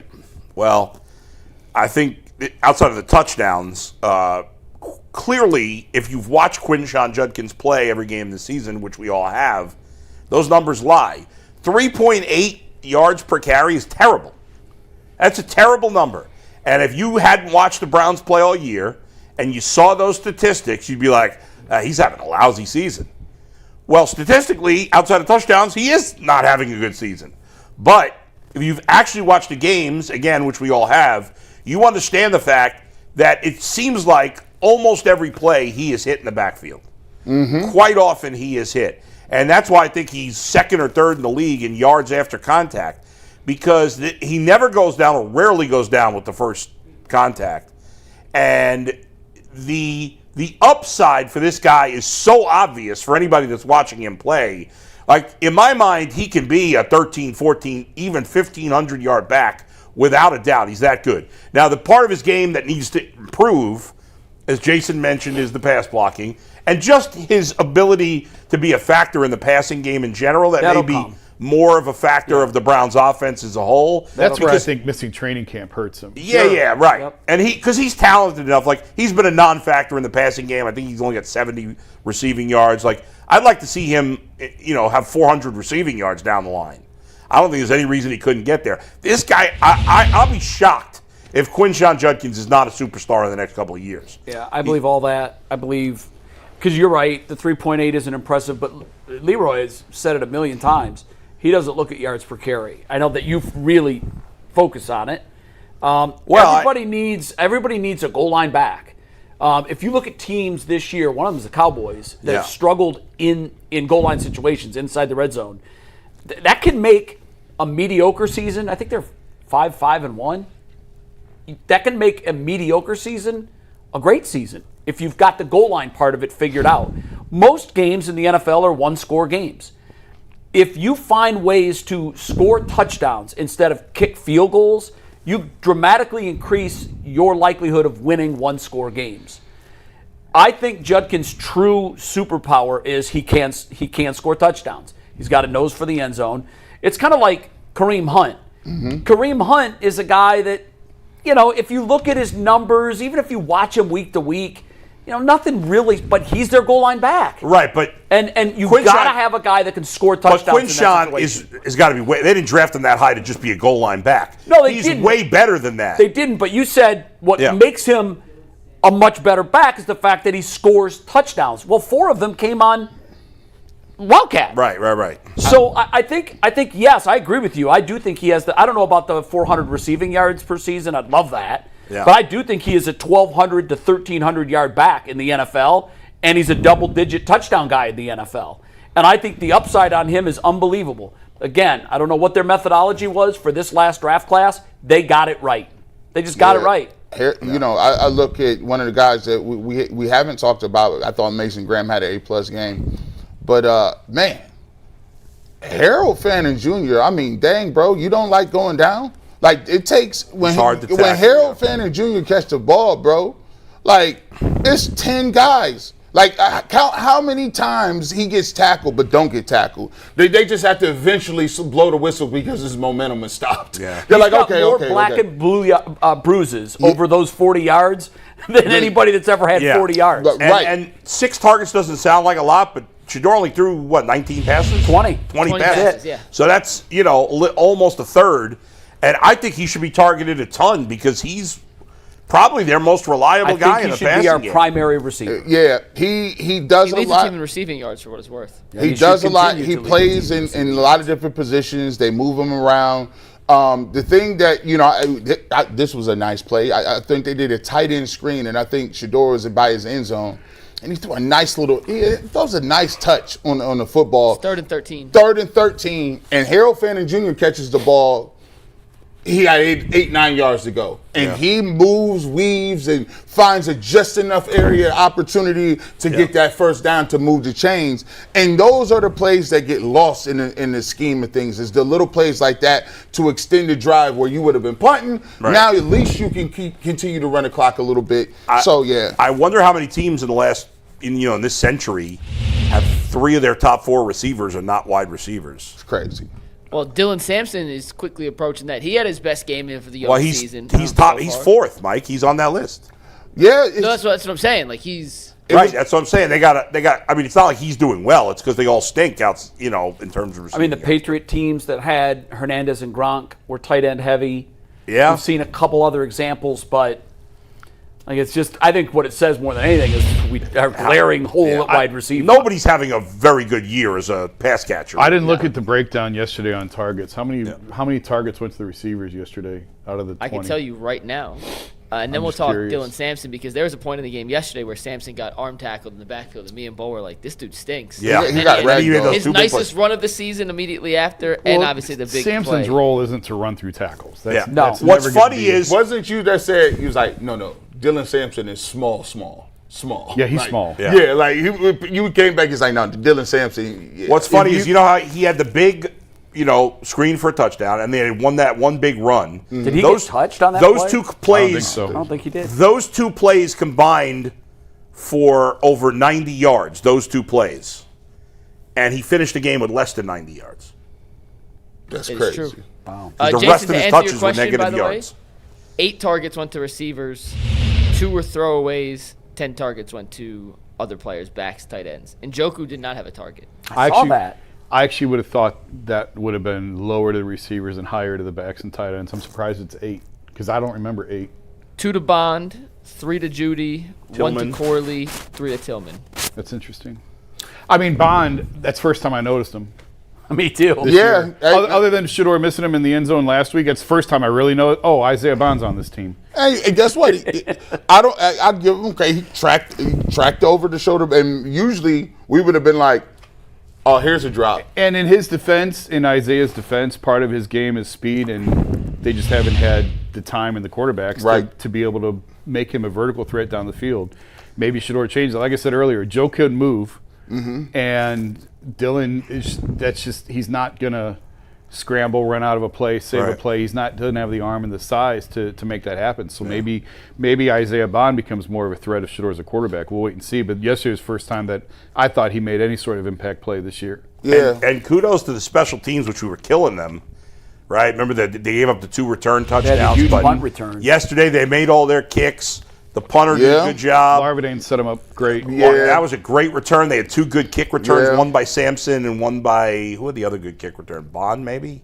I can't No, it's remember. Corley. But Corley. Who?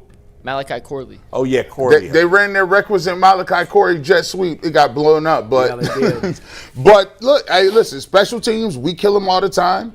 Andre Schmidt is technically a rookie. That we talked about it in laughter. It was like, you think he's gonna make this kick? Yeah. He was like, yeah. Bull gave him credit. He said, I think he's gonna make it. So No, I didn't. I said he was going to miss. you didn't say- Gee, me and you said make. Yeah, Oh, you guys. okay. I said he was Bull going to had miss. Well, you're a hater. You're a hater. We mentioned him a little earlier, but during the live watch party yesterday, we were giving Mason Graham shout-outs left and right. I know you were there, Jason. Was it as obvious in person as it was, at least from our vantage point through the TV screen, that he was just an absolute force in the interior of that line? The entire defensive line took over the game. So, yeah, you could – I mean, the big hit on Genty, I joked with him. I said, that had to be your best hit of the year. And he said, yeah. He caught him slipping too. And we got to work on your celebrations because Jim Short's You got kind to of work laughed on at his you. celebrations. You got to work on his fit. You got to get them together. Hey, listen. Hey, as long as he keeps Yeah. playing like that, I don't care how he dances Right. and what he looks like because he played really, really He well. played a great game. The entire defensive line was just dominant. It was Who obvious. didn't play well on the defense? Thomas even played well. He just, what's his name? Cam Thomas. Yeah, Cam Thomas. He's a white guy with a black dude's name.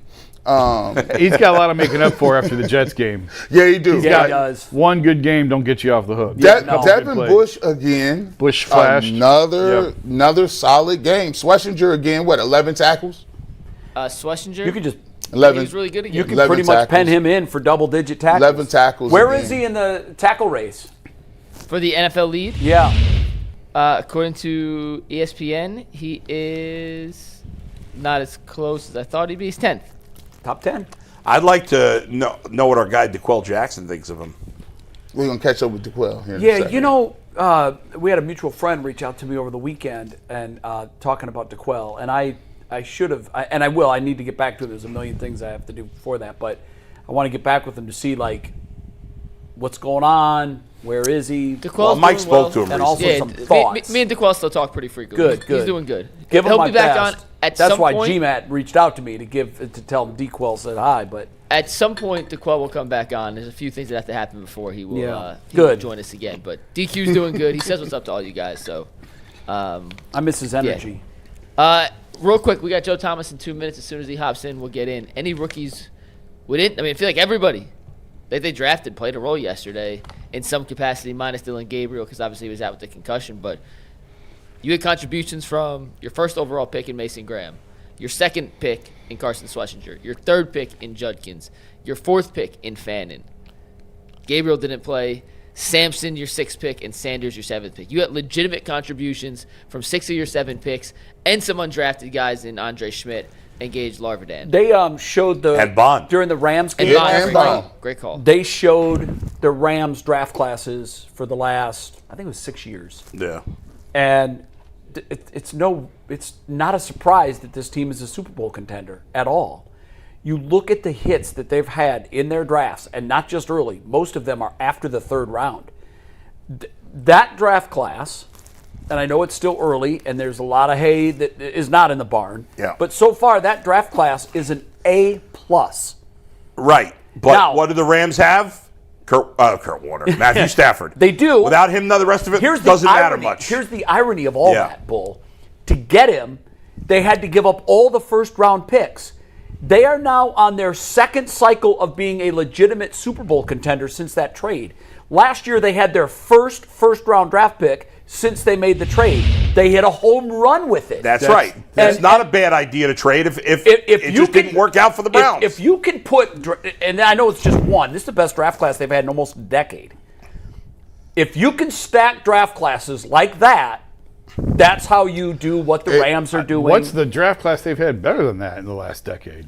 I'm saying at least a decade. Oh, I think I it's- mean, I don't think they've had one since their rebirth, but I haven't gone back and looked at every single Yeah. class. Every single person, But- every single person that was on that list contributed To a greatly win. in a win. Yeah. And as a Absolutely. rookie, that's very difficult. Yeah. to And that say, if almost ever. never happens. Yeah. And you've got some free agents on there yeah. that, Bond wasn't a draft pick. It's funny. He made a big play. We'll go to Joe. The Rams trade you mentioned, that is the rare trade where both teams would do it Yes, again and again and they again would. and again. That And is. it worked out And well it's worth for both mentioning, of them. too, the Rams had their first round pick in forever last year. They traded it. They'd actually make a first-round pick. No, They they have did. They took have the- 2 first-round picks in this draft 'cause they traded to Atlanta. Yeah, they took a safety with in the first round. No, they didn't take a pick. They traded the pick. Are you sure about that? Yeah, they traded it into the next year. All right. Okay, It I'll doesn't look Bring that in up. Joe. doesn't Let's really But bring I in think Joe. the safety. I think they took that safety number 8 in the first round. That guy's he's a monster. Last At least last night they said he was a first round pick. I'll check it though.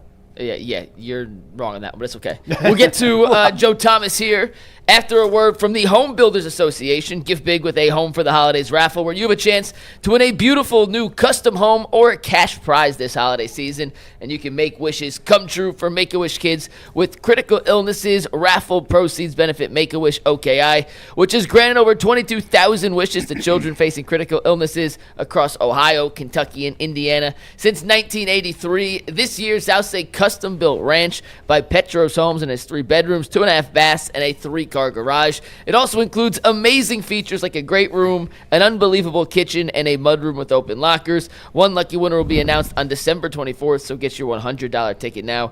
Just visit ahomefortheholidays.org to buy your tickets. That's ahomefortheholidays.org.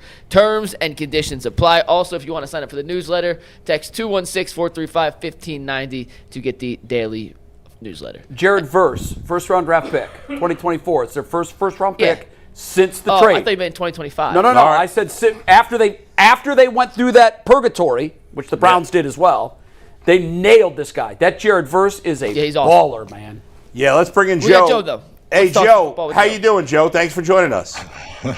I'm doing great, guys. It was fun listening to you guys squabble over the Rams. We first love round to choice. I'm glad we got that We out. love to Nothing squabble. else, we squabble. Yeah. Hey, Joe, I'm that curious. hat. We were talking earlier in the show about that 4-game stretch that obviously you were a part of, where Josh Gordon put up almost 800 yards, and one of the greatest 4-week stretches of football ever. And now we're talking about Myles Garrett, 13 sacks in 4 weeks. Like, I don't know how you compare a wide receiver to a defensive end, but like Myles Garrett is just playing at such a crazy level. I don't know how to explain it or like judge it, but you were a teammate, you were a Hall of Famer, you know what great football looks like. What do you make of what Myles Garrett is doing these last 4 weeks? Well, I still can't believe what I'm seeing when I watch him out there. Actually, I think one of his best rushes of the day came late in the game, and I think either the ball got out or it got blown dead. And I looked over to my wife. I was sitting there next to Annie, and I go, there's nobody on earth who's ever walked the face of the earth that could have stopped that move, because his get off when the ball snaps is perfect. And then he's taking such big steps so quickly, and then he's able to move laterally so he can shake and he can get you to stop your feet in the middle of him running a 4-6 going forward. And then not only is he doing all these things, but then at the point of contact, when you're, as a tackle, taught to put your hand on the nearest point, he dips down and he turns himself into like a 3-foot-high garden gnome as he's turning the corner. So there's literally zero surface area, even if you could bend down to be able to block that low. And so I'm just looking at watching him on the film, and I just can't even believe what I'm seeing. He's playing at a level that's even higher than he played at when he won Defensive Player of the Year. And it's showing in the numbers. And I'm so happy for him, because the amount of work that he's put in, his willingness to stick around and re-sign in the offseason and play as hard as he possibly can, day in and day out, every single snap, in spite of being on a team that's not winning and an offense that's not playing very well, I think is a testament to his character. It's a testament to the guys in that defense to be able to figure out how to play at their best and give everything they got in every single play, no matter what the offense is doing or no matter what your record is, and a testament to those coaches on defense. So I think all around, it was a fun game to watch. It was fun to watch Myles, and it's really impossible to think how great Myles Garrett is right now. And I said at the beginning of the season, I said he's the best pass rusher that's ever walked the face of the earth. There was a little bit of pushback, Lawrence Taylor, Reggie White, guys like that. I never won against those guys. Obviously, they came before me, but watching film on them, watching Reggie White when I was growing up, I don't think anybody's done what Myles is doing right now on the football field from the defensive side of the ball. You know what, Joe? I'm gonna listen. I will take my small claim and victory lap, and because you co-signed, and I'm just gonna. Your cachet said, listen, when you are a Hall of Fame left tackle, right, and you are one of the top 5 to ever walk the face of the planet at your own position, and then you go against a guy like Myles Garrett, it's like. Sometimes, in good gracious, I don't even like to call myself a defensive end compared to what Myles Garrett is doing.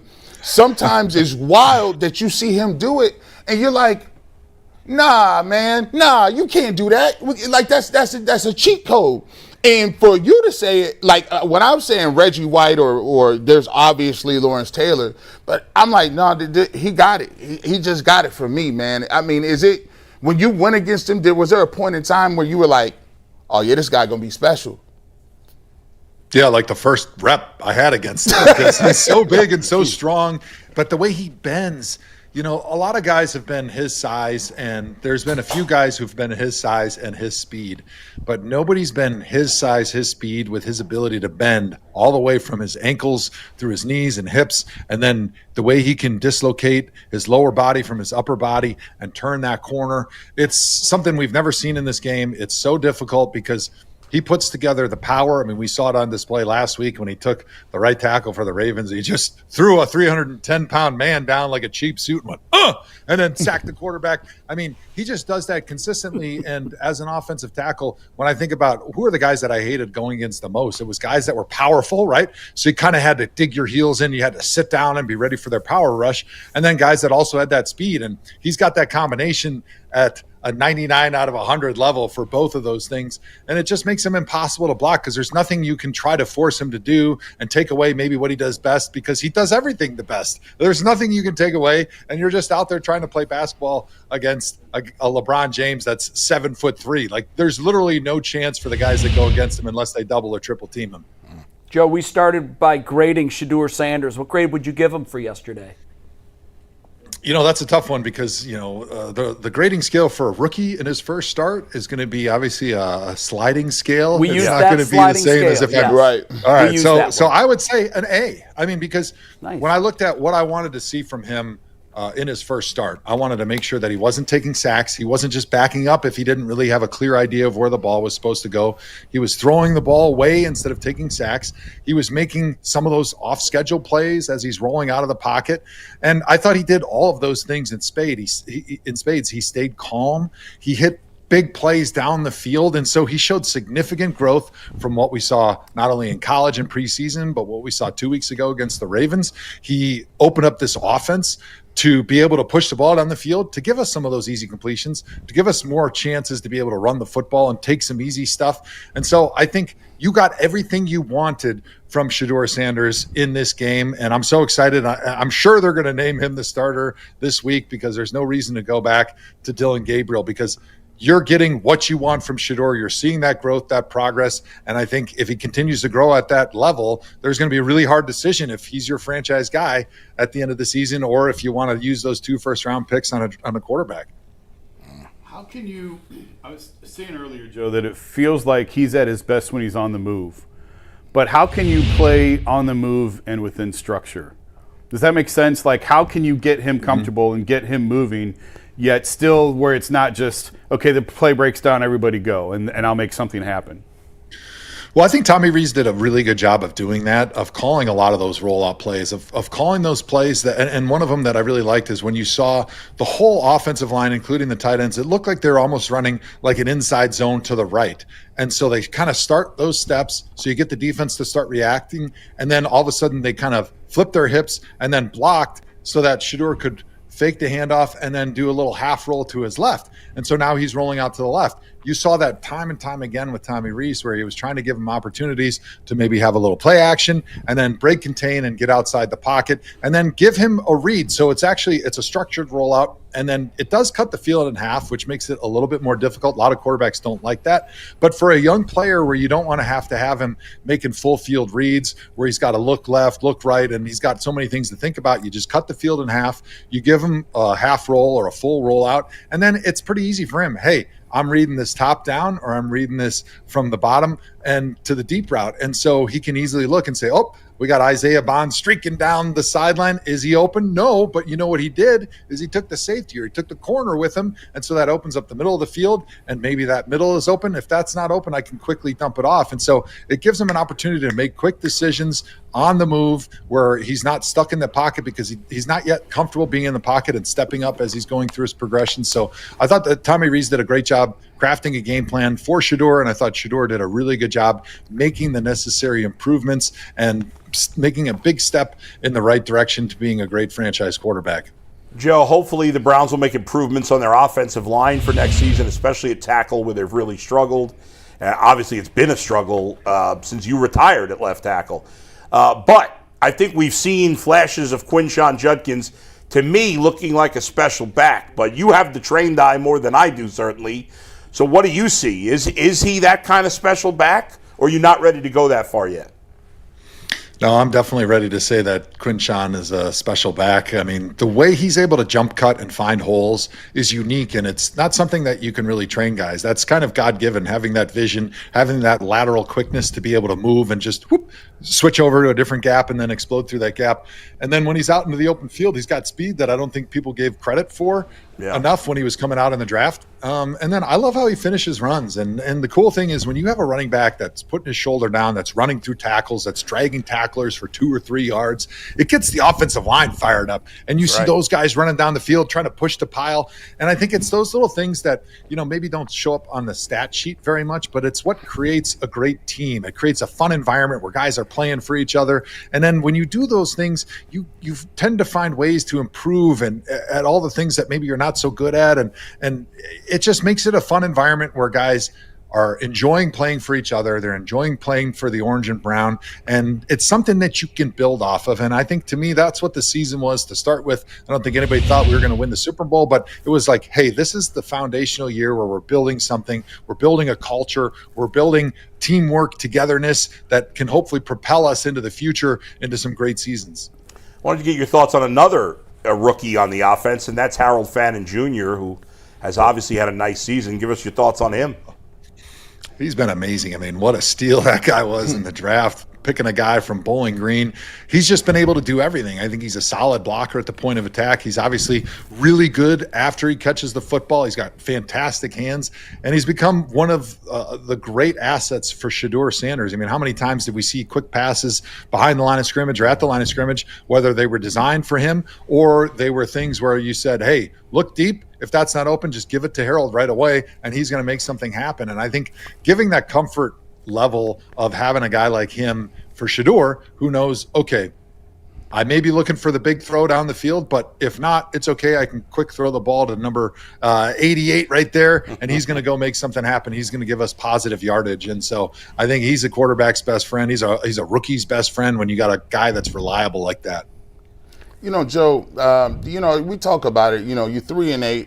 But you've played on some teams where, at this point of the year, it's cold outside, you're looking around, it's dark at like 3 o'clock, and you just out here, you just trying to find some things to play for.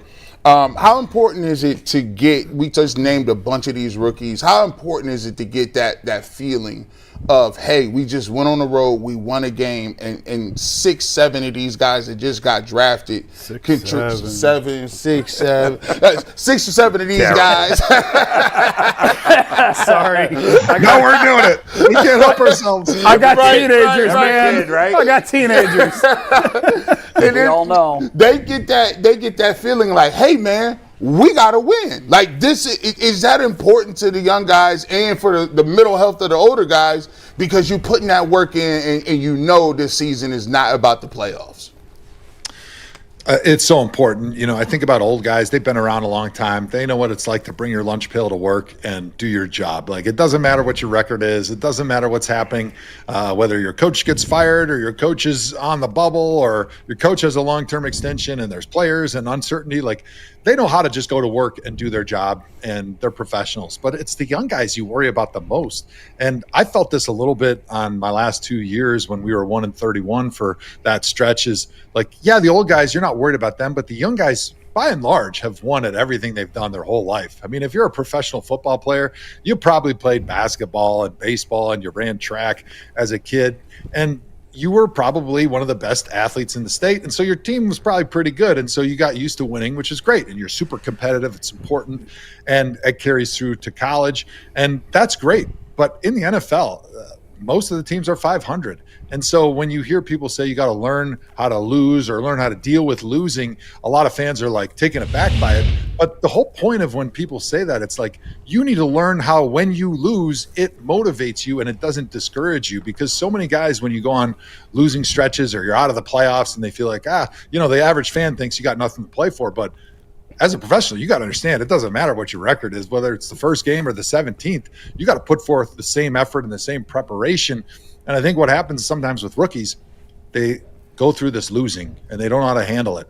And they lose that competitive edge. They lose that fire. They lose that willingness to prepare the same way that they did when playoffs were on the line or when they felt like this was a team that you could win. And I think it's really dangerous to have a lot of losing when you are a young player because you could lose that fire and you never learn how to be a professional. So these last few games, especially this one, when you win and you get that winning feeling back, I think it's really, really important for these young guys. And you hope that this propels them to a good stretch of football to finish, where there's going to be some teams that are checked out. They're coming into Cleveland, like you mentioned. It's cold, it's snowy. We're in Alaska. It's getting dark at 3 o'clock in the afternoon. And you got to learn how to play when you're miserable, when the team's miserable, when everybody hates you, when the weather's terrible. Like, it doesn't matter in the NFL. You always got to do your job, and you want to see the Browns pull together as a team down the stretch and beat up on some of these teams that have already mailed it in. Joe, before we let you go, does Myles break the single-season sack record? I think he does. I think it's going to be really tough from here on out, though, because, teams are idiotic if they're not blocking him with 2 and 3 dudes every single time. But hey, we saw it against the Raiders. There's offensive coordinators who have hit their head in the game at some point, and they're trying to man up their offensive tackle against Myles. So I definitely think he's going to get, what does he need, 5 more to get that record? Yeah, 5.5. I think he's definitely going to get that, and I think he might blow past it. He's just playing at such an elite level, and he's so motivated to get that record. And the cool thing is he's got enough other good players in that defensive line that are calling attention from the blocking concepts and Right. from the offenses that they can't just turn everybody to Myles and let everybody else one-on-one. And so he's getting a few more one-on-ones than maybe he has in past years because he does have those other dominant guys around him on the defensive line. All right. Joe, Great thanks, stuff, man. Joe. Appreciate Always it. great to see you. Thank you, Happy Joe. Thanksgiving to you and your family. Hey, you guys as well. Thanks for having me on. You guys got to check out our Cleveland collection on HallOfFameBeef.com. It's the ultimate holiday gift for anybody. It's all Cleveland products. It's my Hall of Fame beef in there. We got autographs for me and Stipe Miocic. We've got all Cleveland coffee. Of course, the Hall of Fame beef, like I mentioned. We got a cool collab with Stadium Mustard doing a summer sausage. And it's all sorts of good stuff for anybody that's a Cleveland fan, anybody from Northeast Ohio, and you're looking for that easy button gift that you don't have to hang on the wall or find a place in your shelf. Just find a place in your refrigerator, and you're going to be the hero of Christmas. Can I buy that hat on your site? That hat is fire. Yeah, I saw Absolutely. that earlier. Yeah, get there. We're going to make some more, and I'll get you guys one. We are love that unfortunately hat. sold out of the hats, but I do Yeah. love this hat. I'm going to get you guys one. It's Hey, a Joe, great note design. right now. Great design. Joe did send us the second care package, which I Yes. shared with you guys. Oh, last hey, time. Joe's meat is legit. Let me tell you now. Mike shared it. Wow. It is. It is. Cut It that up. was. Put that on social, baby. Wild. Joe, real quick. Jason Lloyd says Joe's meat is legit. Real quick That's- before Hey, you you heard it go. here, man. delicious. Joe, I'm doing prime rib instead of turkey for Thanksgiving. Approve or disapprove? Oh, absolutely. Actually, I just got the approval from the wife. It was like the best day of the year so far. She just called me today and said, "Hey, honey, what do you think about having some Hall of Fame beef for Thanksgiving? We'll still do the turkey. That's you know, right. Yeah. the picture. But nobody really wants to eat turkey. Let's be honest. That's They want right. some beef. Yeah, I love it. I Turkey sticks. totally wholeheartedly vote in favor Beef of that. tenderloin. Thank you, Joe. Joe, got Joe, how approval. much of a rush are you in? Do you have 1 minute? Sure, I got time. I just texted you a video. We tweeted this out from the UCSS account. I don't know if you ever saw it, but this is when I handed out the Hall of Fame beef products to the guys on the side. I just texted it to you. Yeah. It's going Okay. through right now. I would love a live reaction to you watching Well, this. you got to show the promo. video. No one Here else we will go. know. It's I on got our it. social page, but I just want to see Joe I've never seen live reaction to this. Joe, please take a look at that. Just texted it to you. This is crazy. I got to look and see what I did. I'm watching it now. Oh, you guys look great. Well dressed. Oh, the crowd goes wild. Boom goes the Oh, he's always dynamite. wanted my meat. More people are looking for my meat. This is Wow, those are some happy customers. Yeah. Oh my goodness. that meat was That's No, crazy. Joe, true story. I texted Mike at home one night and it was like, "This is spectacular." I had it in the fridge, heated it up. It was phenomenal. Wow, that's incredible. No, it's See? good. We thought he only knew cheese, but he knows meat even better than cheese. Man, There you go. That's He's a right. man. Meat, Man of beer, many and then talents. cheese is my Nothing like third having Joe's known. meat in your hand. Joe, you're the man. Thanks, Joe. All right, Joe, thanks you're for the having best. me, guys. Thank you, Joe. Happy Joe. Happy Jason, holidays. you Joe, You're now a meme, you know that. The absolute oh, yeah. best. I don't care. I didn't even go to bed last night. I'm so delirious. Yeah, what time did you get in? 9 a.m. Oh, Took a red eye. All right, guys, Keep it on we got some super chats. We're not gonna be able to get through them all. We got a million, but we have 9 minutes, so I'm gonna read as many as I can in 9 minutes. So, Okay. with that being said, JMac2 Fresh says salute to UCSS. Big salute to Shedeur Sanders. Throw 2 wrists up. Timothy Sanders. I got one wrist right here. We go throw 2 up. There it is. Let me just give you that right there. Give you that. There you go. James Mace says, look what Shedeur did off 1 week of practice. I'm ready to see. I'm anxious to see that week 2. That The game Akron plan. Hot Saucer says the clip of Geno Smith flipping off fans after leaving the field is hilarious. I didn't see that. I didn't I see didn't that. see it either. He was that. Who was he mad at? Geno was mad at his teammates, I can tell you that. Mad at the guys that didn't block. I mean, Mad at Chip Kelly. we just heard Hall of Fame Joe Simon say you're not blocking him. He should have just shook his hand and say it is what it is. William Taylor says that was the most exciting Browns game I've watched in a long time. It was Let's fun. go. It was fun. It was it a was. fun game. Wins are fun. Eric Bastian says this is Shedeur after 1 week with first team and already looked better than Gabriel, and he played 5 to 6 games. James Mace says Shedeur told us he is what we're looking for, and I believe him. Evan419 says major credit to Kevin for coaching 12 up. Evan, you funny. Evan, he's pretty good. funny. He funny, bro. Like he be. Digital Mafia says the Raiders did send pressure. They gave the same looks the Ravens did. Shedeur just made the reads. I would be curious to see the numbers If because that guy says it must be true, though. it didn't feel like they blitzed nearly as much as I thought. never I'm at wrong. the. But maybe they did. I gotta check out the. I gotta see the. Yeah, tape. I want to see the blitz see the rate. tape. It wasn't, to me, It didn't feel like it. No. Let me see A the couple tape. times they sent 5, but I just. They blitzed. I think it was a heavy dosage of blitz. It was We'll find not. out when the official pressure numbers. Because come out I in a little bit. expected, I said, man, how will he handle the blitz? And we really never got to see it. Sweetie T says something needs to be said about the wide receiver room giving up on routes. Tillman and Judy need to keep working because 12 will throw it. It's terrible. Yeah, I don't know. That one throw, again, the Jerry Judy thing. Oh, man. I'm anxious to see what he say about that.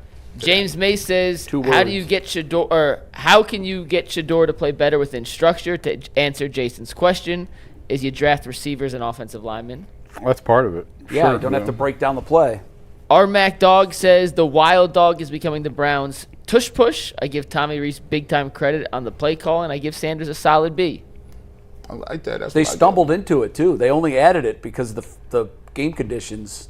Now, Adam the they Bull, added. I was expecting you to push back against that. Against You're, what? you're the sample size guy. You're like, guys, it's been four. It's been 4. Oh, you can't compare it to the tush push. Tush No, push is guaranteed. But That's worked for 3 I mean, years. it's been very successful so Yeah. far, but they've Yeah. only done it 4 times that I can Oh, remember. no. So Frank Buffano says, shout out to Jason Lloyd for making it in for today's show. Yeah. Love the show. That is an effort, Jay. That's great. Yeah, how many hours you drive or fly? 9 and 9. I got on the plane at 11 p.m. last night, Vegas time, connected in Chicago at 5 a.m., landed at 9. Yeah, I'd be He looking was at in my here. eyes And I right got now. to do Channel 3 tonight so at did you 7. come straight here? Yeah. Oh, wow. Change Ben shirts and put a Scott, hat on. Ben Scott says, does UCSS like Shedeur? Question mark. Trade him then.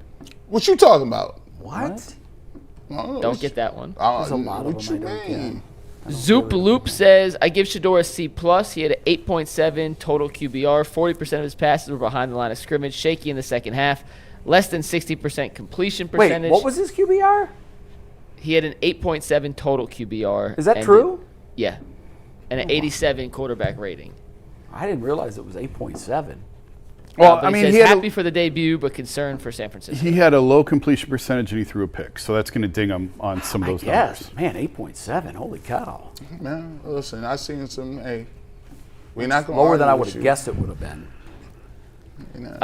Eric Bastian says, Shedeur did this with 1 week of practice. He got better. He better get all the reps. DG got every rep since the beginning, and he stinks.